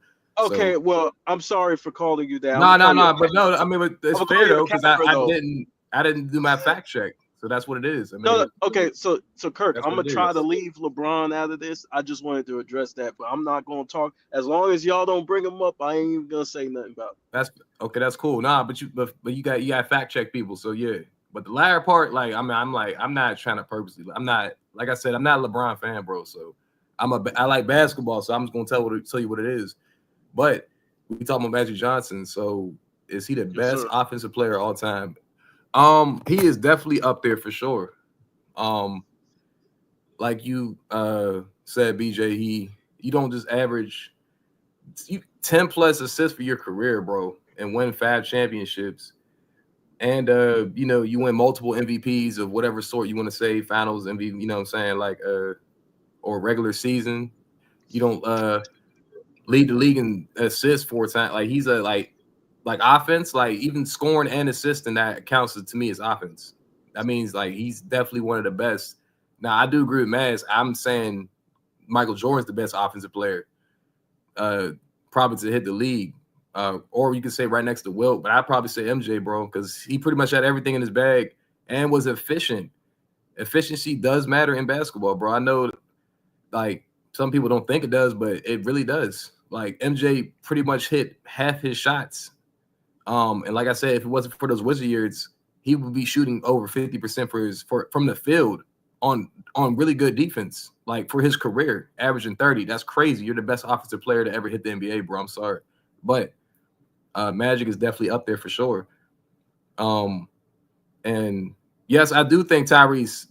Yes, I agree. I do agree with that. Tyrese does remind me of Magic, as in like getting your teammates involved and like just his impact on the game. Not the post game, of course. Now he's not a post player, but for sure. I mean, he's a tall point guard, lengthy point guard. And I ain't gonna lie, you don't know what Tyrese is gonna do sometimes. I ain't gonna lie. Sometimes I was like Magic. You didn't know what the hell he was gonna do. I mean, you knew he was gonna pass, but I'm saying like you didn't know if Magic was gonna be aggressive tonight or he was just gonna get his teammates involved. That's what Tyrese does. That's why he was so effective. That's why he hit so many game winners, because I'm not gonna lie. You got a player that's gonna pass, right? He's a pass first player. But he's like what is he, 6'5"? But he has a wingspan too. So it's like when Tyrese is getting into his ISO in the end of the game, it's like he does this hezzy, and it's like you don't know if he's gonna shoot, drive, or pass. So it's like, what do you do with that? And then you know what I'm saying? And then he's hitting these shots. So it's like once Tyrese hits that hezzy, to me, it's kind of like either he can shoot or he can just drive or he can kick the pass. So that right there, to me, is like that's why he hit so many game winners, because you don't know what he's unpredictable. So it's like you don't know if you should push up on him because he can shoot. You don't know if he's going to drive because he can drive, and you don't know if he's going to dish it out. So what the hell are you supposed to do as a defensive player? You're supposed to just stay right there. But at that point, he hit a game winning 3 mid-range shot, and he went to the lane. Like that's unpredictable. Tyrese is unpredictable. Magic was unpredictable as an offensive player. So they definitely have similarities, but Magic was definitely now I'm not gonna say what Bruce said. He said he's not even top 10 off. That's kind of disrespectful. I'm not gonna say that. That's kind of crazy to say, but that's his opinion. If you want to compare him to, you want to say Jokic is better than him. I mean, I see what you're saying, but I feel like Magic does everything Jokic did. To be honest with you, Jokic just plays. I mean, he plays, like I say, he plays like a lot like Larry Bird, but I think Magic was a better offensive player than Jokic, because I feel like he can do everything Jokic can do. He can shoot a 3. He can definitely play in the post for sure. He can bully some people in the post, and for sure, like Magic can hit a clutch shot. We've seen Magic hit clutch shots. I think he hit like a crazy clutch shot in the finals before. So, like impact wise, I mean, Steph Curry's up there too. Very great offensive player right there too. I would say Steph Curry like top 5, like for sure. Like he just explodes. You can put Kobe in there too, bro. I mean, Kobe, like it's just like there's so many players, and probably quiet as kept. I'm not gonna say Klay Thompson, but Klay Thompson explodes. Like I'm saying like offensive players, but I wouldn't say like Klay Thompson more like a hot player. He gets hot, but I would definitely put Kobe, Steph Curry, Magic, and Jordan.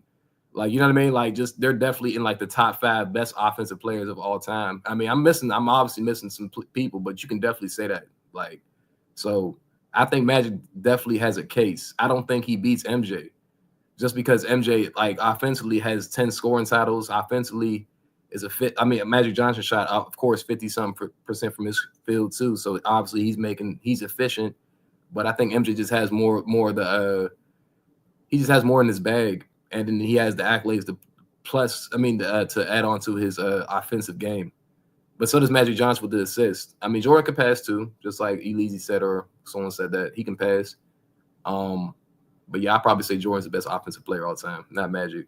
But Magic's right there though.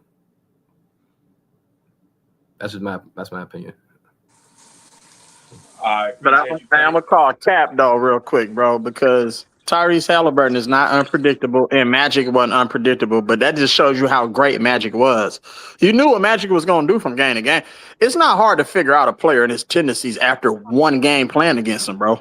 Like, you know what I'm saying? If you're a basketball head, you knew Magic was gonna come out. You knew he was gonna get the rock, push the rock. You knew he was gonna post you up. You knew he was gonna push the ball in transition, and hit you with the Like, you knew all that was coming. You just couldn't stop it though. Like, that's what makes these players great, when you know what they're gonna do, but you still can't stop it though. I'm talking about in the fourth quarter though, because for me, Tyrese, no one expected Tyrese to hit that many game winners, bro. So that means that he was unpredictable, bro. That's what that tells me. Because he's a pass first guy, bro. And like I said, all his game winners was a 3, and it started with his hezzy, bro, because they didn't know if he was going to drive or shoot or pass. He's a triple threat, so it's like, to me, that's what I've seen from Halliburton. And it started with his hezzy every time, bro. He looked down the court, he would hezzy. They're like, okay, he about to drive. He pulled. I'm like, what the? Like, yeah, like, I don't know. He got an unorthodox shot though. But Tyrese Halliburton he's a good combo guard though, bro. Like, but if you close the airspace and you be physical with Tyrese Halliburton, you take him out of the game. So the games he didn't really have high assist numbers, and then he had low points with a high turnover ratio, then that's how you know teams were being physical with him. But if you give him space, like, then he can pick you apart. You know what I'm saying?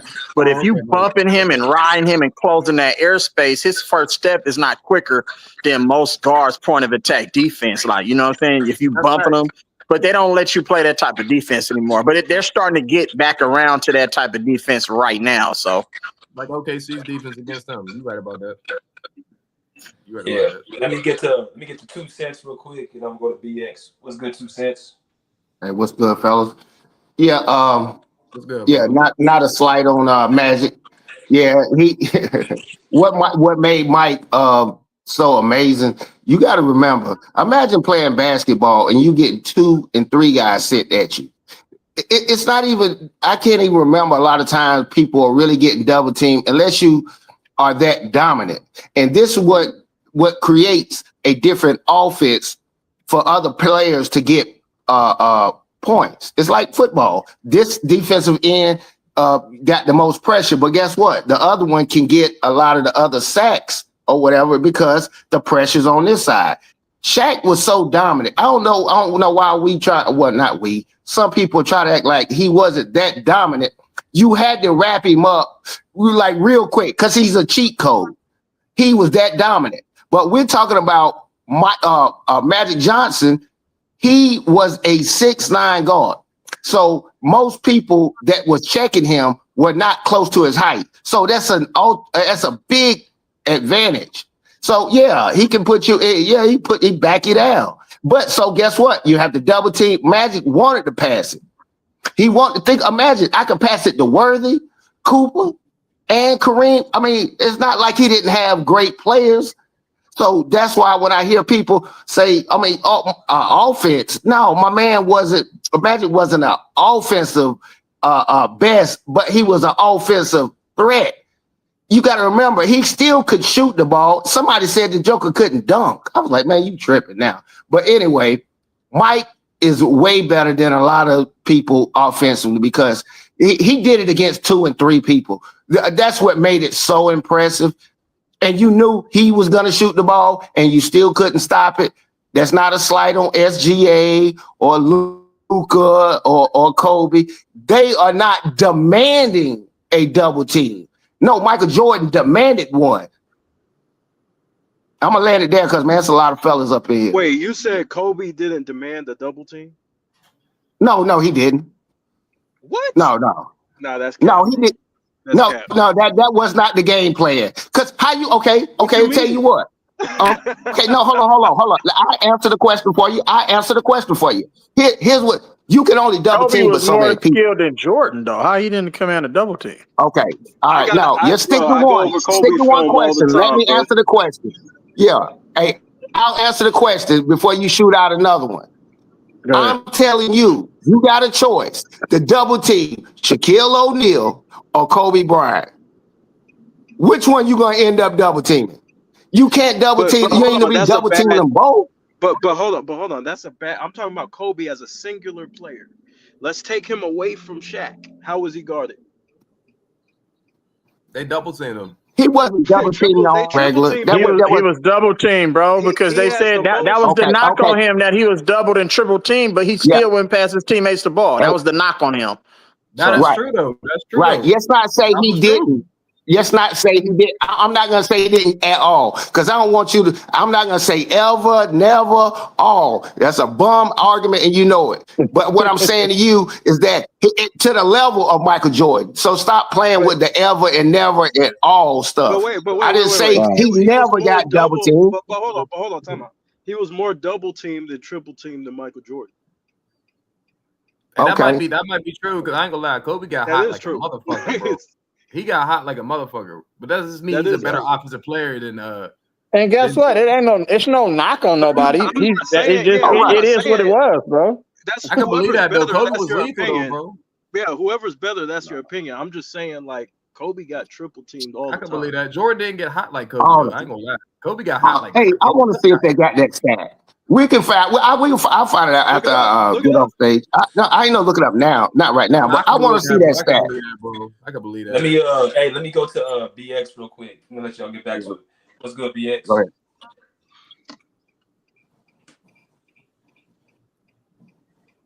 Yo, BX, you probably on mute. He might be. Yo, Okay. yo, my nigga Mass in here. I heard my nigga Mass in here. I was bored on this shit. BJ, what up? Oh What's my up, bro? god. What's good? This the same DJ that you made that comment on my man Showtime shit before, right? I ain't see you since then, bro. Oh god. Who? Me? Yeah, I think you a Clippers fan, right? Ooh, Yeah, shit. yeah. Oh Yeah, that's yeah, a while ago. you made a crazy comment one series about the Clippers. I ain't see you since. I ain't even know you had a channel. That's crazy. But do I think Magic is a top offensive? Nah, not of all. He not top of the list. Nah, he's definitely not top of the list. He don't require like a double team like that for him to be the top of the list. Because you got some guys that like Jordan, like Kobe, that they require a double team and they could pass. They're a good enough passer to still affect the game, even if they get in double team. But Magic, he didn't really like the. I think it was 3 people before the last man that spoke. He said Magic don't really like Steph is ahead of him. There's a lot of people ahead of him, like that just is just better scorers and they good enough passes to just top him. He's the great passer. He's the best passer ever, but scoring wise, he didn't really like affect the game scoring enough to be on that list. You feel me? To me, Kid is up there like Mass. I heard Mass say Kid and Stockton. You could put them guys as the offensive passers on your team and still get kind of the same results if you pair them with another all-time great like Kareem. In my opinion, like he had the benefit of playing with Kareem, so his stats is everything about him is like really like a little overrated to me. Magic, I don't really give him the credit a lot of people want to give him like top. He's not in my top 5. He in a bottom 5. He in the top 6 to 10, but he's not top 5 to me overall. Period. If you really look at his career, like the homie said, his finals appearances is a little skewed. Like he had bad finals. He got the mixture of playing with Kareem to carry the load sometimes. So he not really up there for me. I don't really rank him like that high. So he's definitely not going to be the best offensive player ever. Like Kobe, Jordan, Shaq. I even put Iverson over him. Like offensively, like it's just a lot of guys I could put over him that require a double team and not a good enough passes to still get their teammates open. That's really an offensive player to me. So if you got a guy that's averaging 28, 30 points per game for their career, even Bird, you could put Bird ahead of him offensively. Like Bird averaged what, 24 for his career, 23 with like what, 7, 8 assists. He's a better offensive player to me than Magic. Magic averaged what, 18, 16 for his career, and what, 10 assists. So that He don't averaged really weigh it. That don't 19 and 12. 19. He averaged 12 assists per game for his career. Yeah, yeah. Okay, he did his thing with the assists, but is like, what do you rather? You rather somebody to give you 24 and 8, 24 and 7, or 19 and 12? And that's the low part. Bird is the low end of that with the 24 and 8. I'm talking about like Iverson, 28 and 6. Curry, 26 and 7. Like them dudes is like on a little bit on a higher level offensively than him. To me. Yeah. I definitely hear the argument for sure. Y'all realize they track this stuff, man. I mean, it's like you can look up some of the stats now. Okay, Giannis, I think he drove 35% of double teams. That doesn't make him a better shooter than Luka and SG. No, I'm talking about like some people are that dominant, but to do it at a guard position is crazy. It's crazy because we know what God can give you a talent. Like you're just so tall, you're so strong, or whatever the case may be. We're talking about from the guard position. Now, look, you can still look it up. Okay, Giannis draws the most double teams, rightfully so. But we're not sitting here screaming Giannis is the best offensive player ever. No, but just it's two different questions that people are answering, and I get it. Neither one of them is really wrong, but I understand where you're coming from on that. Because right now, you're not streaming Giannis big time on offensive juggernaut. Yeah, I mean, he got an argument. That's what I'm saying. If you talk about offense, bro, there's so many different ways to generate offense. It's so many different variables that go into that. But we just talking about people who had the skill and had a move that you couldn't really stop, even though you know it's coming every time, bro, but you can't stop the move. That's somebody who's really a really good offensive player.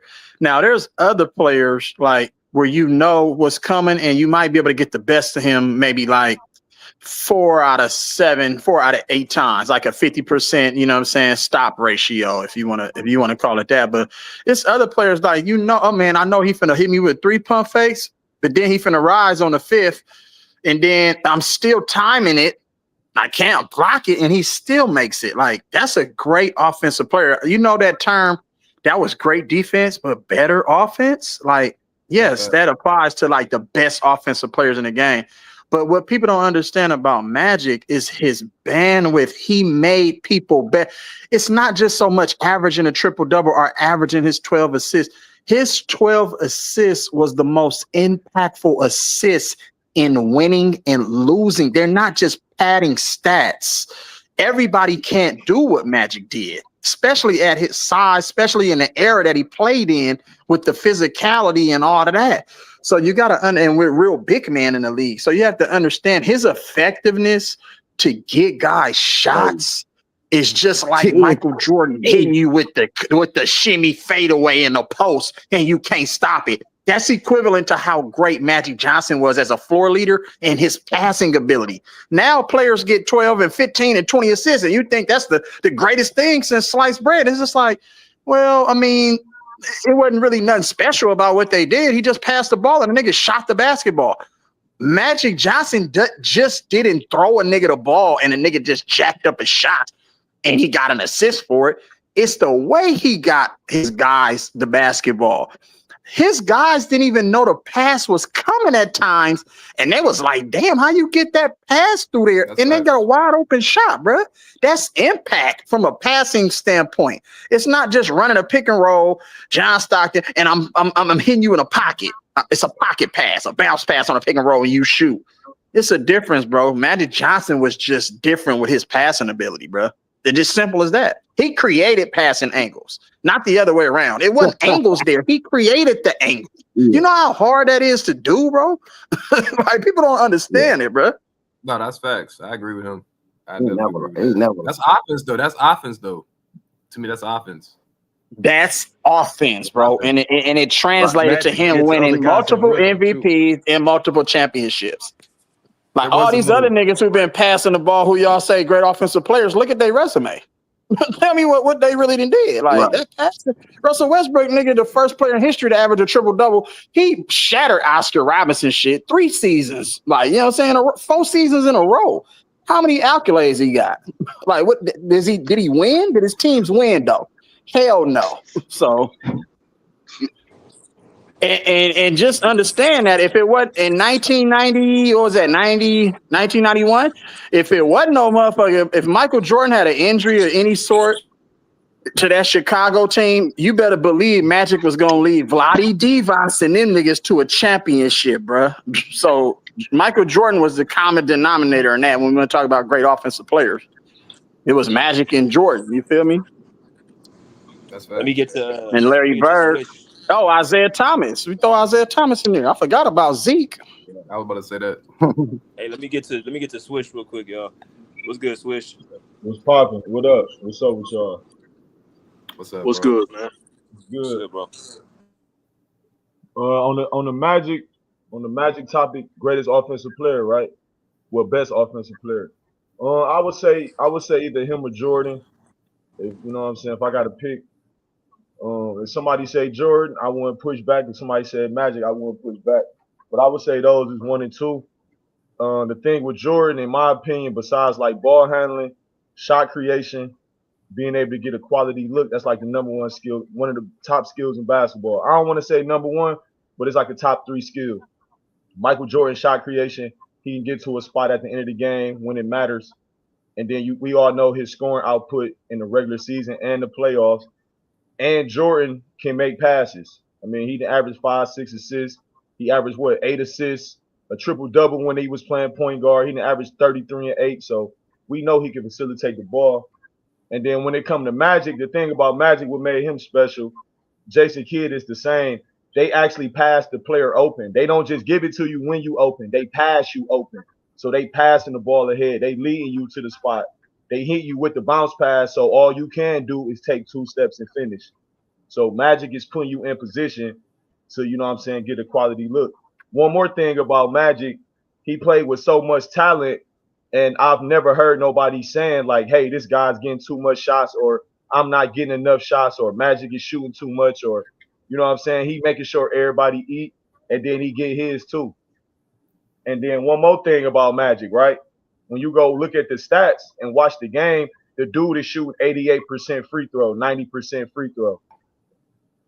He backing you down. He getting quality looks in the post. He can finish in transition.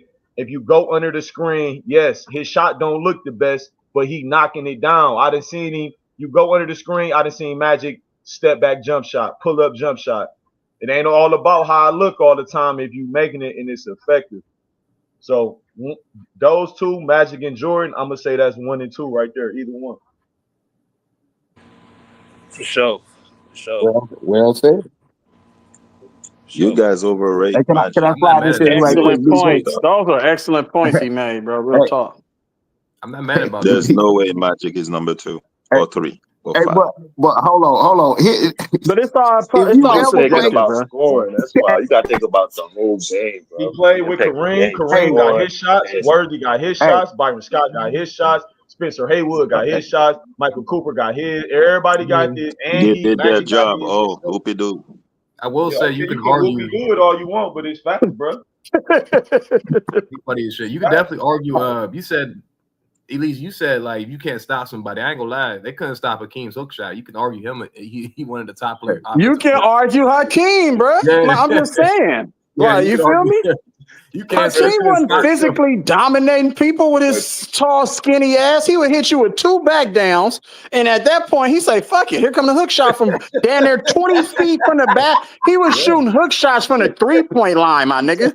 College 3 hook Like, what are we talking about? Do you know You know how hard it is to shoot a hook shot from 2 feet from the basket, nigga? Yeah, that's extremely difficult. Elise said, "Fuck it, here come the hook shot." Yeah, we did. Hey, that's not the question though, Playboy. Hey, no, the question is not the most offensive skill, because if you saying what you're talking about, hell yeah, I want Olajuwon, because you ask anybody in the league, he cooked everybody. Yeah, we ain't talking about skills. But we're not talking about offensive skill. What you could have did, he didn't. He just chose not to. He just chose not to do it. But what he was just talking about, I'm gonna piggyback off my man on Magic. Okay, imagine if you were a little brother and as a big brother, we playing in the backyard.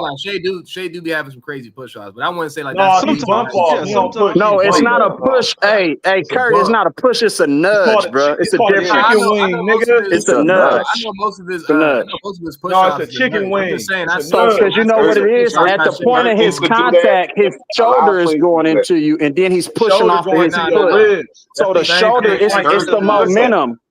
If you're a Kobe Mike is. Kirk do basketball the player same and you thing. come Now we into have to be somebody full technical. It's speed not a and push you're off. It's a nudge. backing up, Come on, man. But I'm not gonna lie. the momentum, your Hey, momentum Bruce, is I going don't to know take if you you back, understand, bro. Bruce. Hey, Bruce, you know words got meanings. Pushing and bumping and nudging not the Yeah. same, bro. It's not the same. I Not will the say same. this though. He That's does what use Yeah, his Dirk, okay. body. Dirk, Like The Carmelo, push and is Paul when you Pierce used to do the same extend thing. your hand. as an A offensive push is player, he when James does you use Harden, his extend your James hand. Harden was James Harden was great at that nudging shit too. When he'll go, he'll No, nudge you James and Harden create was that That pushing. pump space. you right off, But nigga. see, That's the the Yeah. pump. the elite offensive players know how to use their body in order to get angles That's and facts. gain an And they advantage. know where the Like, ref's at on the court so that they can't ex- see it. The ref can't see That's it. Yeah. facts. Yeah, I'm exactly, about to Yeah. say, Yeah. because Shea cook you whether you like it or not, push off or not. I don't care. So But it's just Yeah, Shea's you ability to get to a spot and shoot. A lot of these niggas can't get to a mid range, bro. They shooting threes or it's a layup or a dunk. They Yeah, got Then no floater it's no game. pull They up, got no jump stop. They got I, no no mid jump range stop, pull nothing. up. That's man, where like how niggas fundamentals said come that. in, Switch. No jump Yeah, stop, nah. step through, none of that. Right. I'm about to say That because he had part. all the moves though. Niggas kept saying like that's all he's doing. I'm like, but if y'all watch the games, like that's not the reason why OKC's That winning. nigga Shea like the coldest nigga in the game right now, for real. I'm He telling you. was, hey, but you know the crazy part, Jason Tatum used to be like that too until he started shooting 100 threes a game. He started taking the most terrible shots in the world, but he didn't do that in the early part of his He ain't career. got Like no the more first sauce 5 on this seasons, game. his He a mid robot range now. and his post up game was solid though. But he tripping now. I don't know what the hell He came Tatum in doing. doing that He at a least. robot He now, came bro. in doing that. Three You said pointer, what happened? or tough ass layup. Yeah, I do not understand that game, bro. That's Derek the White, craziest. that nigga Derek That's White don't see a crazy. shot. He don't like Derek White shoot every time he get the But I ain't ball. gonna lie, Derek White Every time. a good shooter though, man. He Hey, at hey, least That shooter. switch nigga shoot life. every Derek Hey, White is time. at switch least shooter. life. You know what Shay is? Shay is like when you going up for a layup, and you know how you bump the big man while you going up to brace to knock them off balance so Yeah. they can't block your shot. That's Yeah. what that's Tony basically Parker what he used to do does. that. He just knows how to use his body. And he He bump definitely you Yeah. right does. under your armpit in your Right. ribs right there. Yeah. That's where he Yeah. bump niggas Oh, at yeah. right Knock the there. wind out your shit. Yeah. Yeah, yeah. So it He looked got like, good body control, bro. that nigga Every time he different, do bro. it, That yeah. nigga's different. Yeah, If y'all go he look at messed. that video when Kobe and Mike was in the All-Star game, Mike told Kobe, like, yeah, if you pump fake, I'm gonna just go for your ribs. Yeah. Mike told Kobe that shit, bro. It's the He same told shit, him. bro. He He was like, told where him. else you gonna go? But you Yeah, see Kobe how was like, where else Kobe you gonna go, Mike? He said, I'm gonna go right for them you go ribs. right But for them y'all ribs. see how Kobe used his shoulders when somebody's up tight on him. He used his shoulders to gain that separation to go up for a That's true. shot. Yep. Right, yeah. I'm about to say what Shea got is a skill. Phone booth scores, man. For sure, bro. He know But how to check use this out. When you pattern your game after the true people, true basketball players, it's straight pure basketball. When you pattern your game after these motherfucking clowns, then you get clown basketball, period. Facts. You can't do what James Harden do. You can do some of it, but James Harden nigga's a one of one with that bullshit. That's he do. travel, nigga. I don't care what That nigga be nobody say. traveling. You ain't That's what I'm finna hit me with saying. no triple step That's what back, I'm nigga. saying. That shit's And then travel for yeah, sure. bro. That That's shit's travel, definitely bro. travel. But he was elite though when he was good. Hell. I can't talk shit. He was definitely elite. James Harden was Yeah, cooking niggas. hey, no, James Trying niggas. Harden, he was elite though for He was sure. trying niggas. But I Man, think niggas got to step back. Niggas learn to step back before they learn to pull up. Niggas is going backwards. Yeah, no, that shit was How bad. you Though. do? How you learn to step back before you learn a 1-2 going towards Hey, the basket? niggas is reverse hustling out here, man. What's going on? That's exactly what's going on though, bro. Niggas learn a side step before they learn a hop step. This shit crazy. No, that shit was crazy. That's what I'm saying. Like, Yeah, niggas got reverse niggas know how to fundamentals put the out ball here, in front man. of What's your going on, bro? yeah, bro. That's why They I don't didn't know understand what how to threat no more. they was calling That's Shea a free crazy. throw merchant, bro. Because James Harden, to me, he was getting hella. Shea had nowhere near to call James Harden. And I said, damn. I said, how is he a free throw merchant? What the fuck? I said, I'm sorry though, bro. I have to bring this up, bro. Hey, BJ, pull up the clip with that nigga LeBron. That nigga say, nigga, I still can't do a one dribble pull up going right. Nigga, what? Come on, bro. Nigga, they I don't teach know you how what to do Drew that Joyce. nigga I in think Drew fourth Joyce is just grade. letting them niggas hoop at practice. But he said he was the smartest player since the 8th grade. You ain't figured out how to do a one dribble pull up going right? Drew Joyce was the smartest player. The point guard was the Drew smartest player in Joyce, the the high school smartest team. player. Yeah, that part. Yeah, Drew was the smartest Right. player. And He was LeBron just the was most hating on athletic him, nigga. LeBron was just the most athletic, and nigga, Drew was Just the smartest, most man. athletic. That's it. Yeah, bro. He was playing off natural Yeah, God-given ability. But LeBron is sometimes LeBron is a high that's IQ the player, though, problem. bro. LeBron, don't get. I mean, Yes. LeBron's a high IQ player for sure. I don't never question his. I don't even think I don't even think I'm not gonna say LeBron makes stupid And decisions. I just Rajon think that Rondo's a he's smarter player than LeBron, and it's a gap. It's a gap right they there. both It's a gap. It's not even close how Swish, smart this Ray how John I know Rondo is Swish compared broke to an LeBron. IQ It's of the Hold reason on. why Ray John Rondo was on that bubble team, nigga. Yeah, Yeah. it's a gap. I It's think a they gap both right have there high too. IQs, but I think Rondo's just the better point guard than LeBron. But they both have high IQs. No, Though. Rondo IQ is higher, bro. It's not that much Hey, higher. LeBron IQ because ain't he's that more smart. emotional. You seen that basketball play, nigga, when he threw the inbound pass that led to Chicago Bulls winning the game? That's a low. What If about you're a when smart Rondo getting used basketball to? player, you cannot make that play right there. That just And doesn't what even about make when any Rondo sense. used to fake LeBron out on the chase down block? Like, yeah, I know On a you chase coming. down, Watch and this. LeBron That shit jumping out, Watch this behind the back jumping into pass, the nigga. first row. No, Come that on, shit was man. Yeah, crazy though, bro. watch this behind the back pass, nigga. That Watch shit this. is crazy. But I wouldn't say it's a huge gap, Swish. I wouldn't say it's a huge gap, but You I know, said it's your a gap. IQ is your defensive awareness too. That's part of IQ, all and right. LeBron I has mean, no defensive awareness. I wouldn't even say that, bro. I just think LeBron. I think he just Pull wants up the his way. clips, BJ. Put it He on can the have a screen for high everybody, IQ, bro, bro. and still play bad. Fuck He that, nigga. definitely They has a got a high whole IQ. reel, nigga. They got a whole 2 hours of LeBron, nigga, low IQ plays. Put that shit on the screen. Yeah, I wouldn't. I mean, but still, I mean, even with all that, y'all, he still got a high IQ. He like one that has IQs like in NBA history, bro. Like that's just. I don't think that's a Yeah, question. we know that's the consensus. But if somebody could say he's dumb, you can say that all day. But we talking about consensus that That's what LeBron I'm has saying, bro. one of the highest You IQs definitely do. in the league. Yeah, It's not and right for sure. yeah, he's dealing with, you know what I'm saying. He's dealing with stuff way more on a I got a level question. that. Yeah, he's dealing with it way much on a higher level than these people that you compare him to. I'm like, yeah, man, he's got.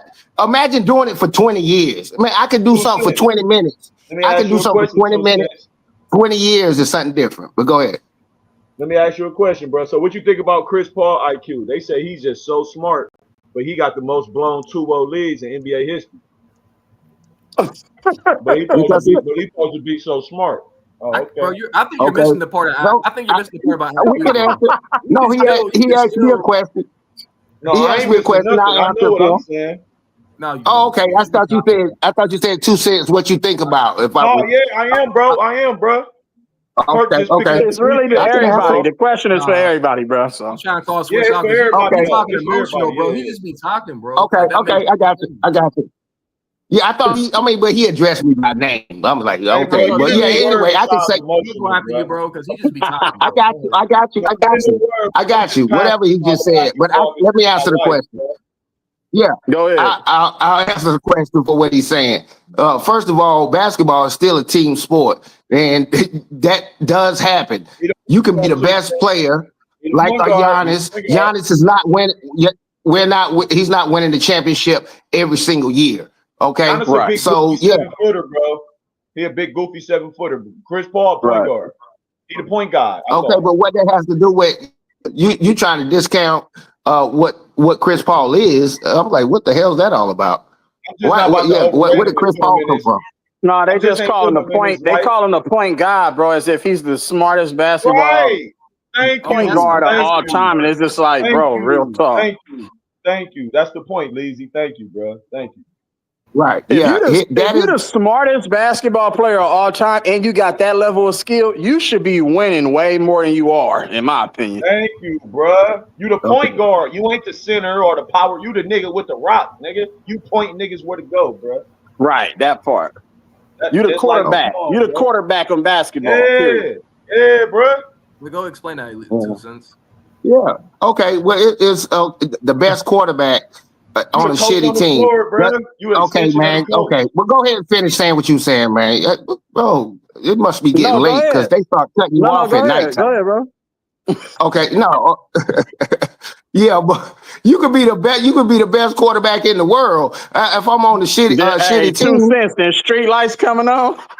Yeah, man. I'm about to get out here. The street lights coming on, man. They start to cutting each other off and want to pop people at nighttime. But anyway, yeah, man. You could, yeah. I think they in here now. I can't see the stream right now, but yeah, but you can be the best. You can be the best quarterback.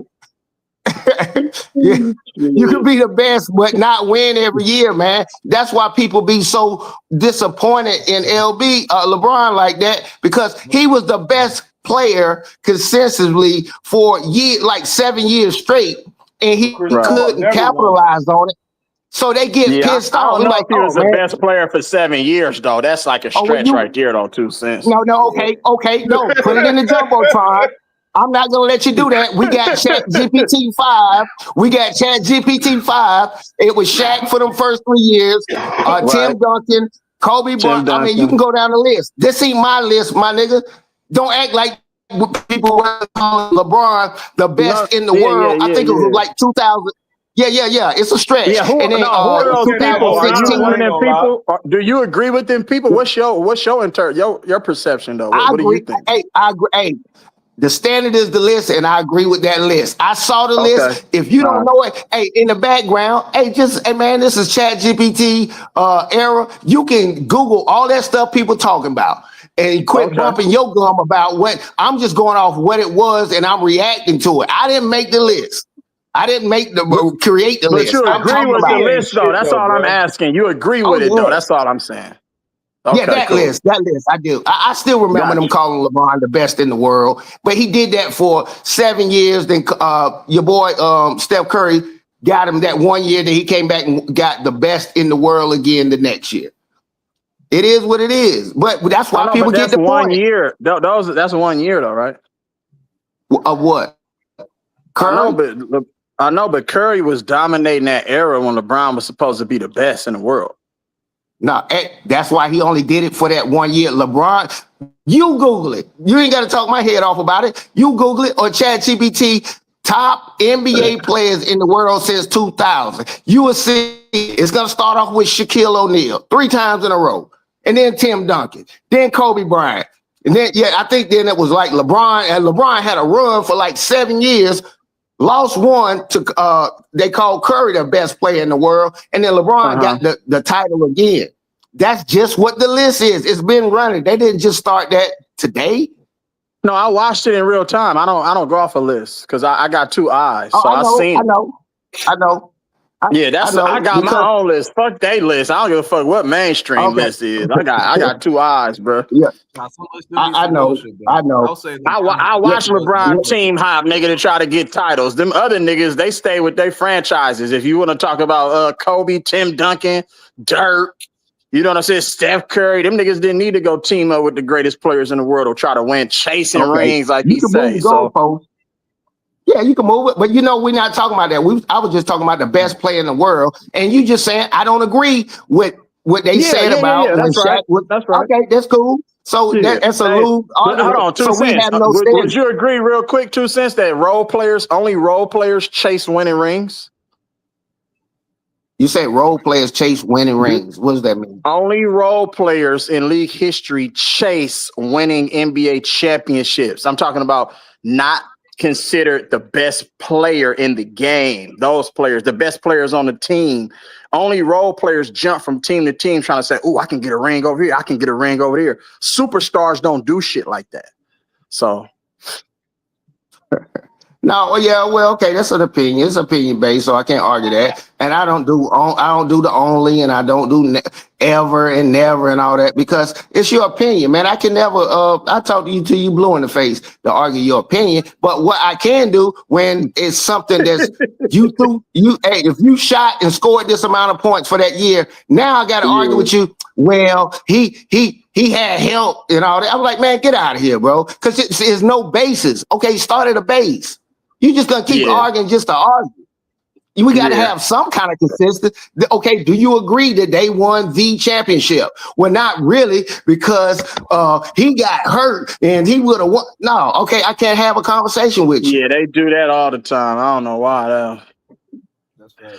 Injuries are a part of the game. There's nothing we can do about it, bro. If you get injured, then it's unfortunate, but you still got to play the game, bro. Period. You still got to win too. Just because a nigga get injured don't guarantee you gonna win. You got to go win the game. The game keeps going on, bro. Right. Okay.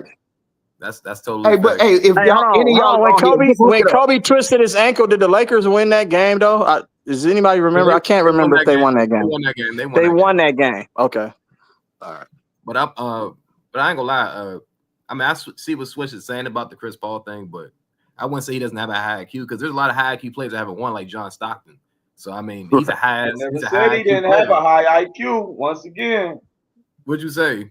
He said he's supposed to be the point guard. We give him this reference Oh, of okay. If point you said that, guard. then Like, why then my bad. Magic can't be the point guard? Why does it have to be Chris why Paul? Jason Kidd ain't the point guard? Why Okay, Jason Kidd can't be the point guard? You feel me? oh, my bad, then, bro. Okay. It's a Rajon nickname. Rondo. Rajon Rondo got a championship. Chris Paul I as a agree, bro. rookie. As Yeah, a yeah, yeah. rookie. Chris Paul don't.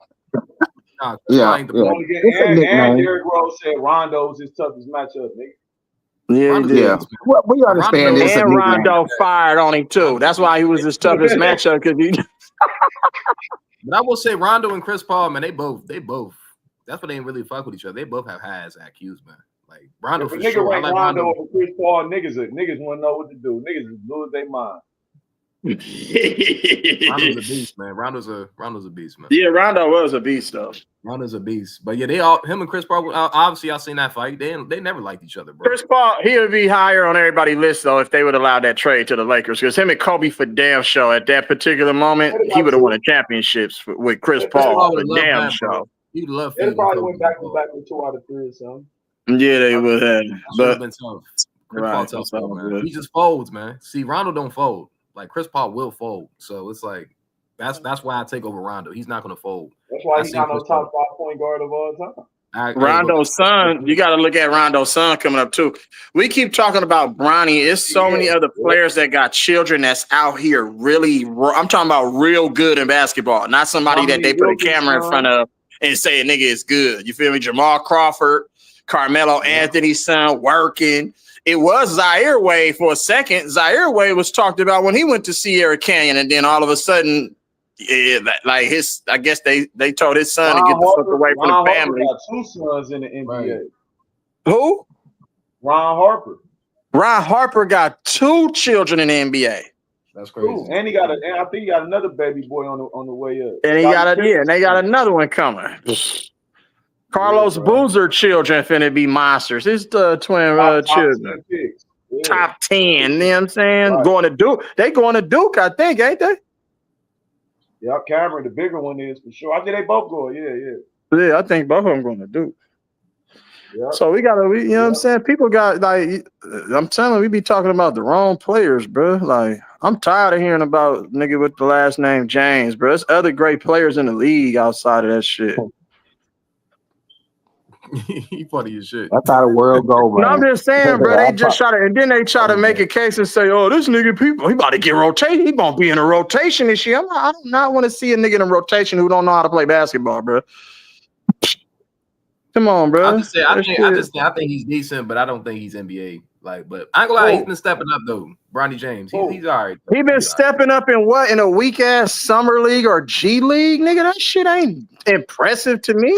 I'm just saying, like overall, bro. Like, but I'm not. It's not about him stepping up. It's about he ain't supposed to get the opportunity. This other dude that's balling got weight. There's other players that was the best player in college basketball, not even on a roster, nigga. Come on, bro. You can't tell me that Boogie Ellis ain't better than Bronny, bro. Stop it. He played on the same damn college team and led that team in points and assists. And he don't have no NBA roster, nigga. That just don't make sense. But he's a better basketball player than Bronny. I'm just keeping it 100. I'm not trying to shit on the man, but shit.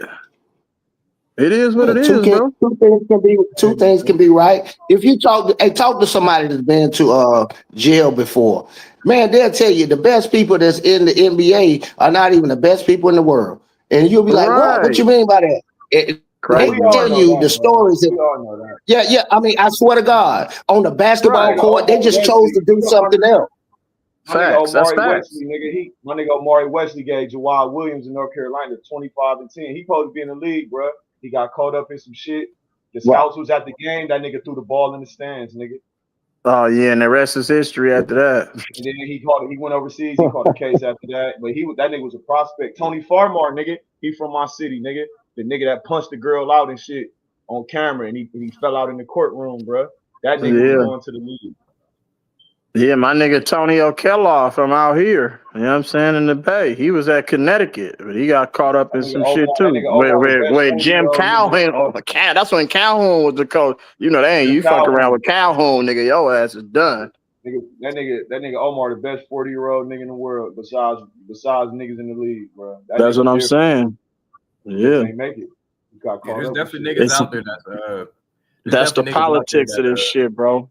yeah, that's It's facts. always been that way. Yeah, your auntie Always. probably could sing real good. She probably could sing her ass off, but she ain't got no record deal. Sound better than all these No, girls. I don't know. That's a That's little the different because in that no. record industry, It's a you got to stretch. get on and lay No, down. Yeah, yeah, that yeah. But record, I'm yeah, just that saying, shit some right people, there is a little different, bro. yeah, the right place, the right yeah. time, and the politics. It's not. But Oh, see, that's why LeBron Bronny is playing. Man, that's all politics, and you know it is. yeah, Right, yeah. right. That's Nepotism, bro, at facts. its finest. That's facts. That's facts. Yeah, that's life in the United States, but that's for sure. Yeah, that's Right. United States life. So every president, all that shit. All connected, all that shit, bro. All that shit, bro.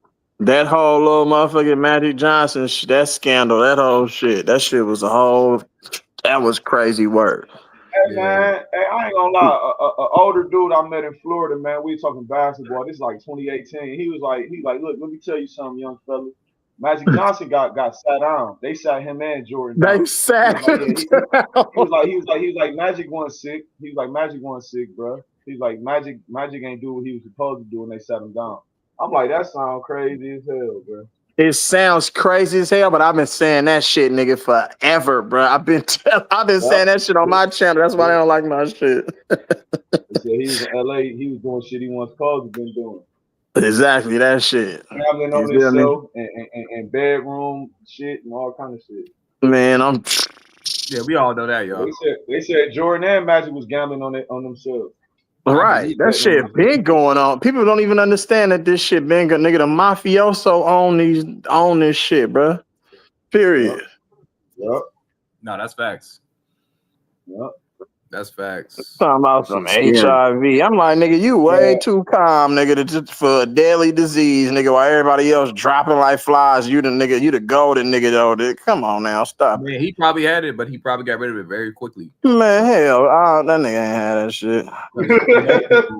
They wanted to market Jordan, nigga. Magic and Bird. When Bird fizzled out, Magic fizzled out, but Magic was still trying to hold on. Like, fuck that, nigga. I'm still Magic, nigga. I don't need Bird, nigga, for my name to be great. And then Jordan would just have you know what I'm saying? He happened to make a name for himself, and they was like, "Oh, they seen dollar signs with Jordan.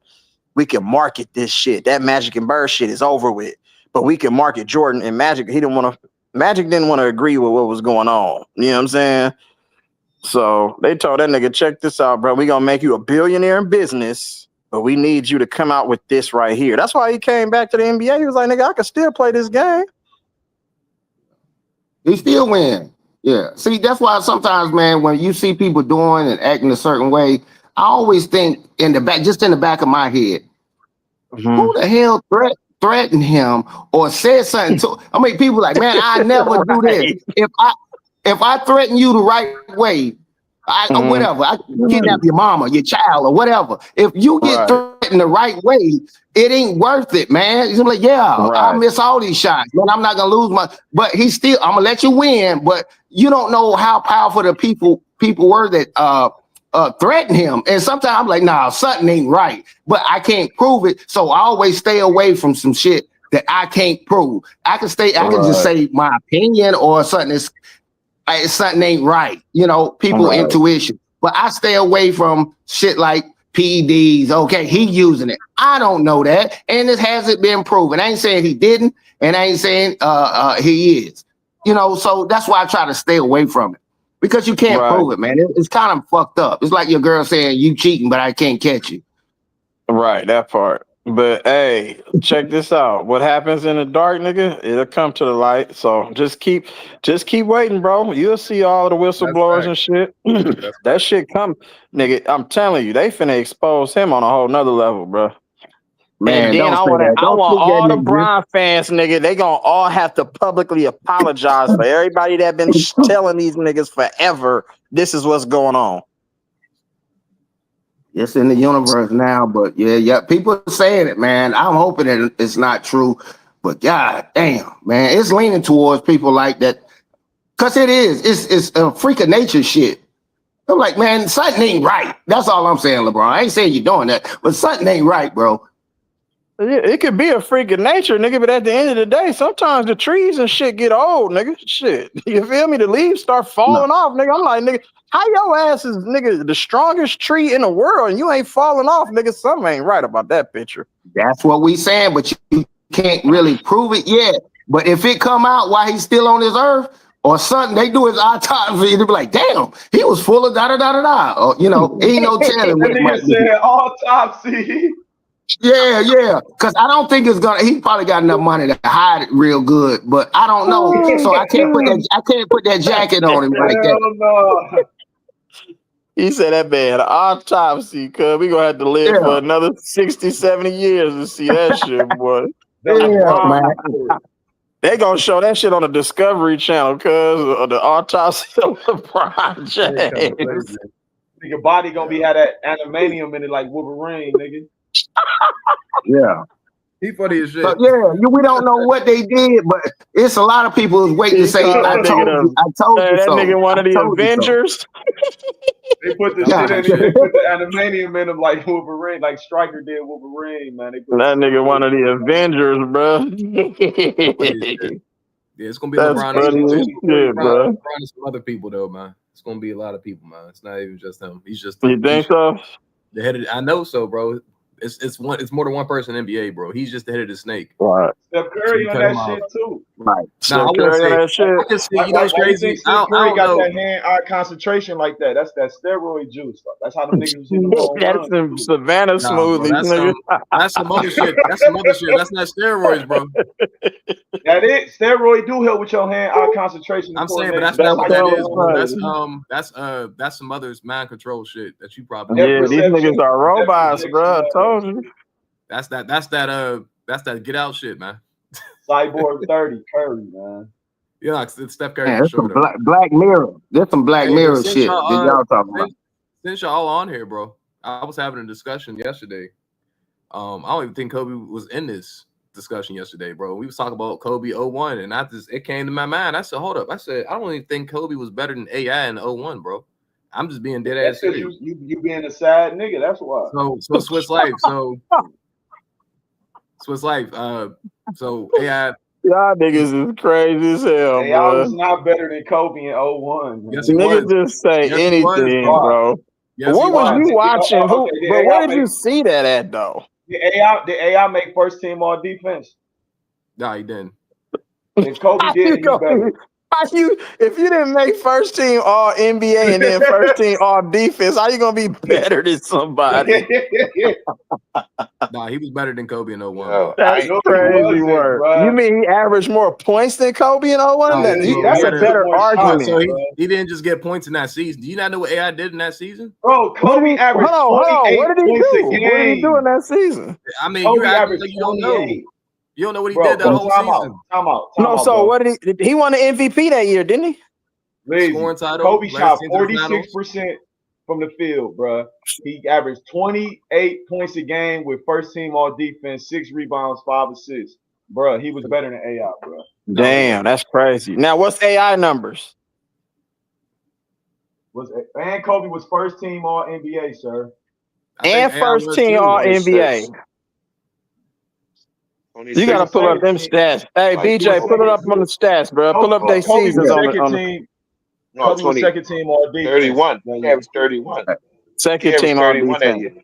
Yeah, Iverson got the. That's what I'm saying. That's a better argument. If Iverson won the scoring title, just say he won the scoring title over Kobe, but he wasn't a better player. Kobe finished higher in defensive player of the year rankings. AI did not make a defensive team at all. Can I get in this real fast? So Can y'all hear me? I ain't gonna lie though, y'all. I think AI had a better season than you. Can y'all hear me? It's an argument because you can't deny somebody that the scoring title went to the finals. He was a better player than Kobe in 01. I don't think against every team in the West besides LA, they split the games in the West. So it's not like they would just be in the East. They split games with the top seed in the West too. Niggas always talk about what Shaq Cam had a felt. better season than Steph Curry, but he ain't great like Steph What was Curry. Shaq saying in '01 is No, the question. I know what y'all saying though. Like it's an argument though. Just for that one season, like he had Yeah, a better Shaq That's all I'm say the talking season. best about, player CJ. in the I'm just talking world. about one season, CJ. That's all I'm talking Yeah, about is one season. But Shaq said Shaq said the Kobe greatest was player the in the best world is player on my team, though. on my That's team. what he Yeah, said. he not better than But Kobe. He not better than Kobe, but he had We're like not a saying better he is. season than him. Like Is Derrick BJ Rose had a still better here? season than LeBron and them. BJ still no, here? I'm not discrediting Allen Iverson at all. He had a remarkable season, but if you can make first team All NBA and then first team All Defense, remember he only averaged 3 less points than you know what I'm saying Second than team. Allen He was Iverson, second bro. team. So second team, excuse me. That's you know how hard that is, bro. And he Not playing too in the many West. players do that, bro. AI Period. playing in the weak ass East. And That East AI is weak. played in the Oh, but Eastern Conference, And, bro. and, and he then kicked and the then Bucks That they was the already helped possibly him. somehow. weakest East in NBA They history. helped him Y'all in win that the game championship. 7. They helped him in that That's weak game ass. 7 And against they helped him in the Milwaukee game too. 7 versus the Bucks. The refs put AI on the line 1,005 times. For We can say the real, same yeah, thing for about the real they Lakers did. and the Sacramento Kings, though. No, we That's can't true. because the Kings. No, we can't We because do the Kings acknowledge that end up though. going to the lines more. Wait, hold up. The Kings end up going to the line more than the Lakers in that total series. We're So not that talking ain't about the true. line. We're talking about the That's series. true. We're talking about the series, No, the I whole wouldn't say series. the series No, though, that's what bro. I'm If talking you about. talking That's what I'm about talking when about. Robert Horry hit that shot, that was one game. They still had 2 more games to play after that, bro. I'm saying no. Wait. So I'm telling him that series How was many more free rigged than that AI shit throws? that you just said. That's How whole many series free more throws? rigged. Oh, okay, so if that's the case, then That's what what it happened is. in The that whole game 7? series is more rigged Hold than on, AI's hold that game that you just on, said. That whole hold series is rigged. That's hold on. literally the whole series How was rigged. it? not the How whole was it series more? though. How was it more rigged when Vlade went to the line that many times and they missed all them free throws they missed in that game 7, bro? They missed like over 10 free throws. I'm not They saying they should have should won have the had to win game. the game They 7. I'm should have not won the saying that. game. Yeah, they should have Period. won the game. We're talking about the series because you said that AI's shit Yes, was rigged by all the free throws, and then you yeah, forgot about that Sacramento but series. I'm saying The But most you rigged no, said I the didn't series forget series about it. though. I What remember. are you talking about, Kurt? When you say the series, I don't understand. The Yeah, whole series. because the So Lakers were Not robbed. every 2 games though. No, the game in the Lakers were robbed. series, how was it Not rigged? Though every, is what I'm saying. not every How? game in the series, but that whole series. That's the most rigged series in NBA history. So you Oh, try to check compare this How that though? out. to Is what I'm AI? So asking. no, How? no, it's You not. tell No, it's me. not. No, it's not. It's not true. That's crazy It's word. not true. They had a clock Yes, it is. malfunction on the. It's They not had true. a clock malfunction on the Rob, you tip out tripping now, because bro. the ball was Tripping. touched, but they didn't start the clock. So it was like 0.2 of a seconds that should have came off the clock, which would have prevented Robert Horry from hitting the game winner. That's the only game No, that you no, could no. have questioned. No other That, but game you can question. Period. even even in that game, that wasn't the Robert Ory shot. It was the Samaki Walker 3 at halftime that you're talking about. He hit a 3 at halftime, and it shouldn't have counted. That's what you're talking about. I'm just So saying you was it can't say okay? So AI and okay, I then forgot mention that about that. series. The Samaki No, just Walker. X I the forgot score about out. that one. Just X out the whole thing. What you just said with AI and that Yeah. shit, because that they both. You want to say rigged? That's a rigged ass series. So No, let's but just I'm saying, do but that. people, but no, it's not because because when everybody talk about that damn series, which I saw live because I was working at the Staples Center at that time, and don't nobody talk about Game 2 where the Lakers was robbed, and they don't talk about Game 5 where the Lakers was robbed. All they can talk about is what you hear. How was they robbed though? How? Because I'm about to tell you how. Because the Lakers had the lead, they had the lead in Game 2, and then all of a sudden the Kings start going to the free throw line in the fourth quarter, much more than them. Then in Game 5, Chris Webber threw that illegal screen and got Mike Bibby open for that 3, and they shot a lot of free throws. And then the last play of the game when Bobby Jackson was guarding Kobe, he fouled him like 3 times before he got the shot off. So But you're nobody saying want to talk about it. that game, right? That game, and they got more fouls than than Shaq and Kobe and Overall, overall, they've got more free throws than the Lakers in the overall series. You can go look. I'm gonna have to go look back on that then. Yeah. But I remember that series. A lot of y'all that talk about that series was not even old enough to remember that shit. You know, but that's still people say that's the most rigged series in NBA history, though, bro. Because well, first of all, they ain't never seen every NBA game to say that. Number one, number two, they only saying Well, that You because think of they're that making that shit one up then? with that That's it. one. I don't think No, they're making that no, shit up. the You just being one ref, exclusive. I'm the gonna That one shit, ref. but bro, that That's shit, cool. You your can that say ass. what shit you can say. documented, bro. The Hold on. FBI Why investigated why it. would I have That was documented. why That's hold the up most hold up racist hold up. series in NBA They history. never How you they arguing never That this hold up. shit shit? That's What the documented, bro. hell, man? hold up. They never hold up How because Like you you made can look, you can no look it because up right now. That shit documented. Niggas no. got You're investigated mixing for and that. match. No. why They we trying to pick a case investigated for this? the I don't know what case you trying to make hold right now. on. Stop. If you stop talking and let me talk. If they investigated the dude that claimed that it was fixed. They never investigated the series. When did that happen? That never happened. But You you mixing see, and no, matching. bro, you can The look at dude the that claimed series and see it though, bro. You seen shit that was no, you happening. can't because they're no, they They was can't foul, they because the foul only people violate that child All right, Kobe bro. Hold offensive up. foul. who foul Like it who was a lot of stuff what happening in offensive that foul? game, bro. What offensive foul? What offensive foul? With Kobe, with Mike Bibby, No, Mike and then Bibby they was had his calling hands fatal around his. fouls. Wait, Then hold they up. was No, calling they fatal wasn't. They fouls on first of all, D-Box, and he Shaq, fouled out. Shaq went to the. Hold up. Okay, so if you're trying to fix it, the game, why is Shaq going to the line that much? If I'm fixing the game, But, Shaq, you but helping Kobe, by bro, Shaq Kobe even going said to it the was line. rigged He though. ain't But he no said he great missed free the free. throw. He said, but bro, Kobe said No, out he his mouth it didn't. was He rigged. He never said they said that. missed free When did throws. he say that? Yes, he No, he did did. He not say that. interviewed. They He interviewed never him, said that, bro. That's bro. They no, he did. interviewed him, He bro. never said that, bro. Never said it. Yes, he never said that. All he said was, if that's the case, yo, then what happened in the last game? Then what happened in the last game? That's what he said. He didn't say, Did he yeah, it was deny it? rigged. He never said Did he that. deny it? Did he He deny didn't, it? because you don't know. Any game you play in, nobody knows what the refs do. Nobody knows. That's my point. I'm not arguing with you saying that none of the stuff happened. I said everybody want to claim something's rigged when they win, I but they mean, don't want to they talk still about the great shit where they players, lost. but it's still great players. But you can't have the Kings and who's going to the final? The Kings and Nets. You can't have that in the finals. Like you gotta think about the Why ratings and not? They stuff. did Bro. the next year. Would they? Okay, cool. But the next year it ended up being the Spurs and Nets, so that kind of kills that narrative. Nobody want to see that But shit. The Spurs, they was running the overseas. Like you gotta understand, they expanded that overseas stuff, and they had Tim Duncan. So the Spurs But that different. had to be one of the worst But Tim finals ever Duncan to was watch. Like, I still remember that. No, I yeah. still remember that. That That's was because one of the worst finals. that's because Yeah, Detroit was a yeah. great defensive team. So it was like a chess match in that final. No. I'm saying the year after the Lakers beat the New Jersey Nets in the NBA Finals in '02, they played the Nets went to the finals again in '03 and they played the Spurs. Nobody You wanted to talking see about that the shit. Nets and Spurs? Oh, you talking about the Nets and Spurs? Oh, Nets and yeah. Spurs, yeah. Nobody wanted to see that shit, man. For sure. But I'm not even saying look, there could be fixed games. We like not just in that series, any series, whatever. But what I'm saying to Right. you is right. What I'm saying, all I'm saying is everybody want to say shit fixed when the Lakers win, but when they lose, they don't want to talk about it being fixed against them. They don't ever want to talk. And I know the Lakers were robbed of 2 games in that series. I don't care what none of y'all say. I saw it live. But what about that finals against Detroit? That Phantom call on I Kareem. did too. What do you mean, Phantom call? Did he touch his hip or did he not? I'm lost right now. What I don't know what y'all talking about.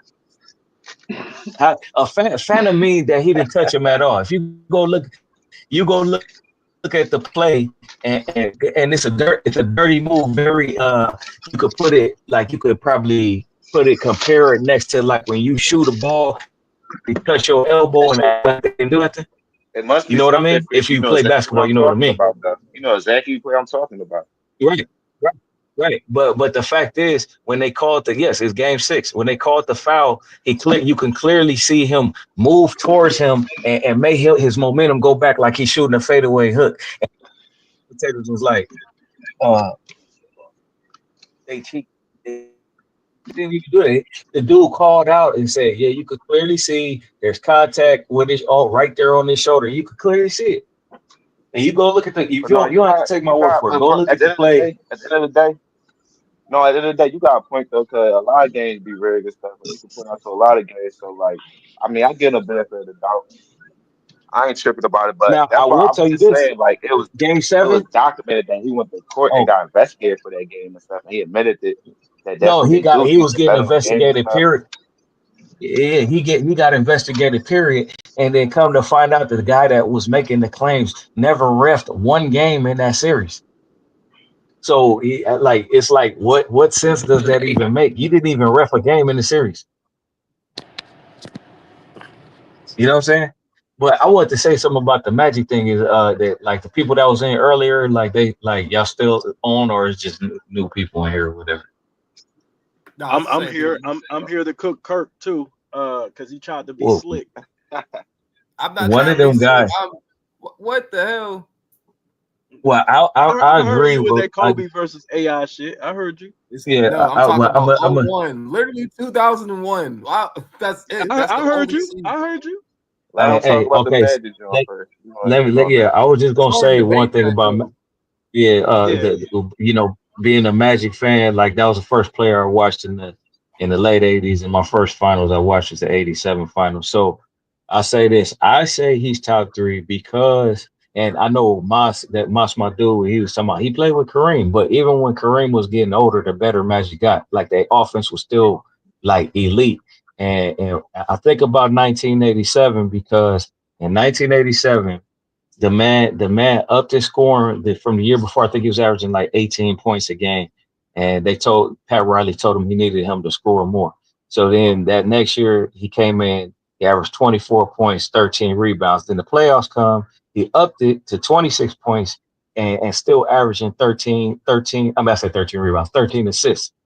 And still to this day, I don't think it's been anybody for a season that's been in the top 10 in scoring while averaging over 13 assists.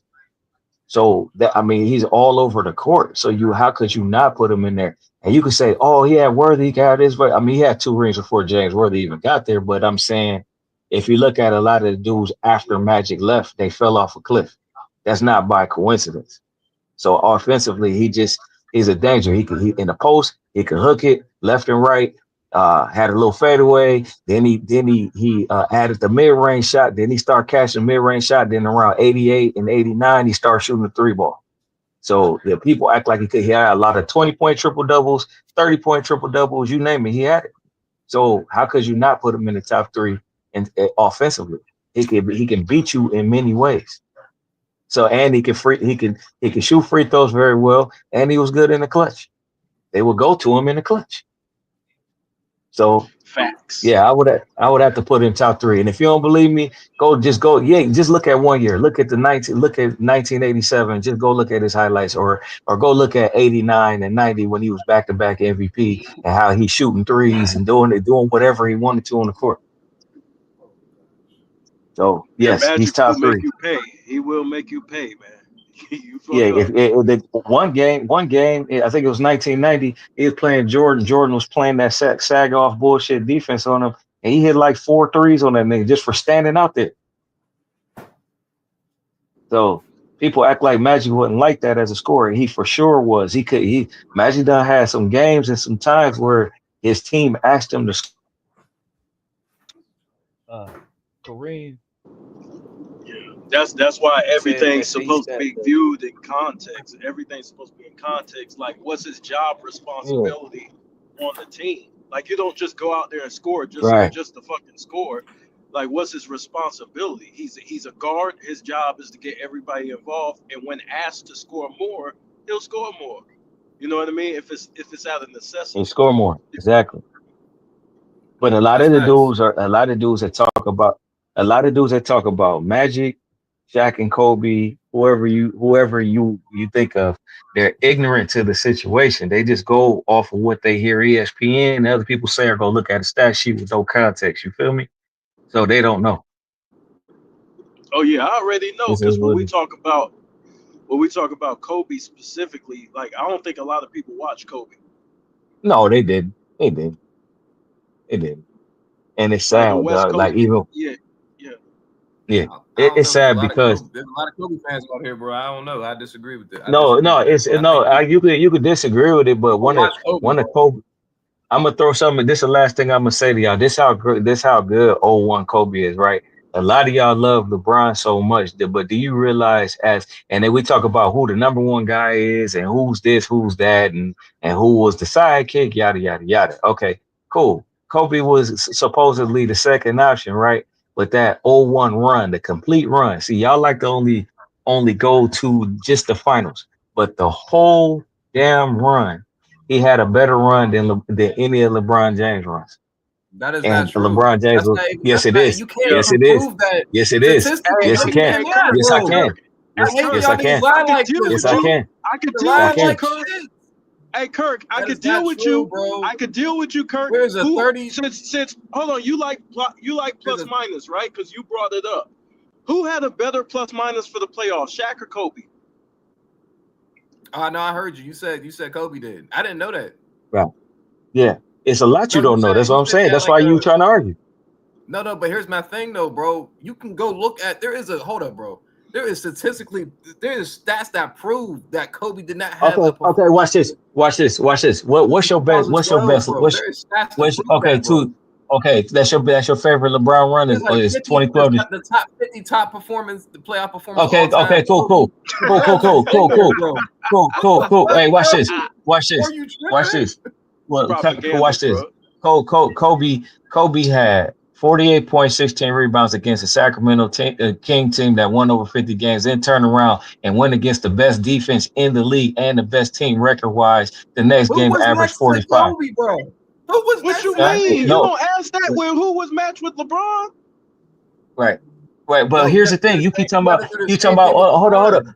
He didn't have hold up, Shaq next to him, bro. Look, stop. Because Kobe beat that same Spurs, Kobe beat that Spurs team without Shaq. No, I'm talking about. Oh no. He did. We're talking about 2001, right? Right. Though, but the main reason why, do you know? Kirk, Oh, stop. 2001. Do you know what Kobe was averaging against the Spurs in 2001? Season and playoffs, dude was averaging No, I almost know what 40 he on was them. averaging, bro. I'm just saying, like y'all Yeah. say this, like Kobe was like the only person on that team. All right, That well, makes no watch sense this. to Now, me. Nigga, LeBron had teammates hold too, up. right? Let me. LeBron had I'm teammates about to get too. you. He did not have Shaq. I'm about to get you. you I'm Literally, about to man. give you. Wait, hold up. I'm about to get you with this. Check this out. Kobe numerically, numbers wise, was better when Shaq wasn't on the damn floor. exactly.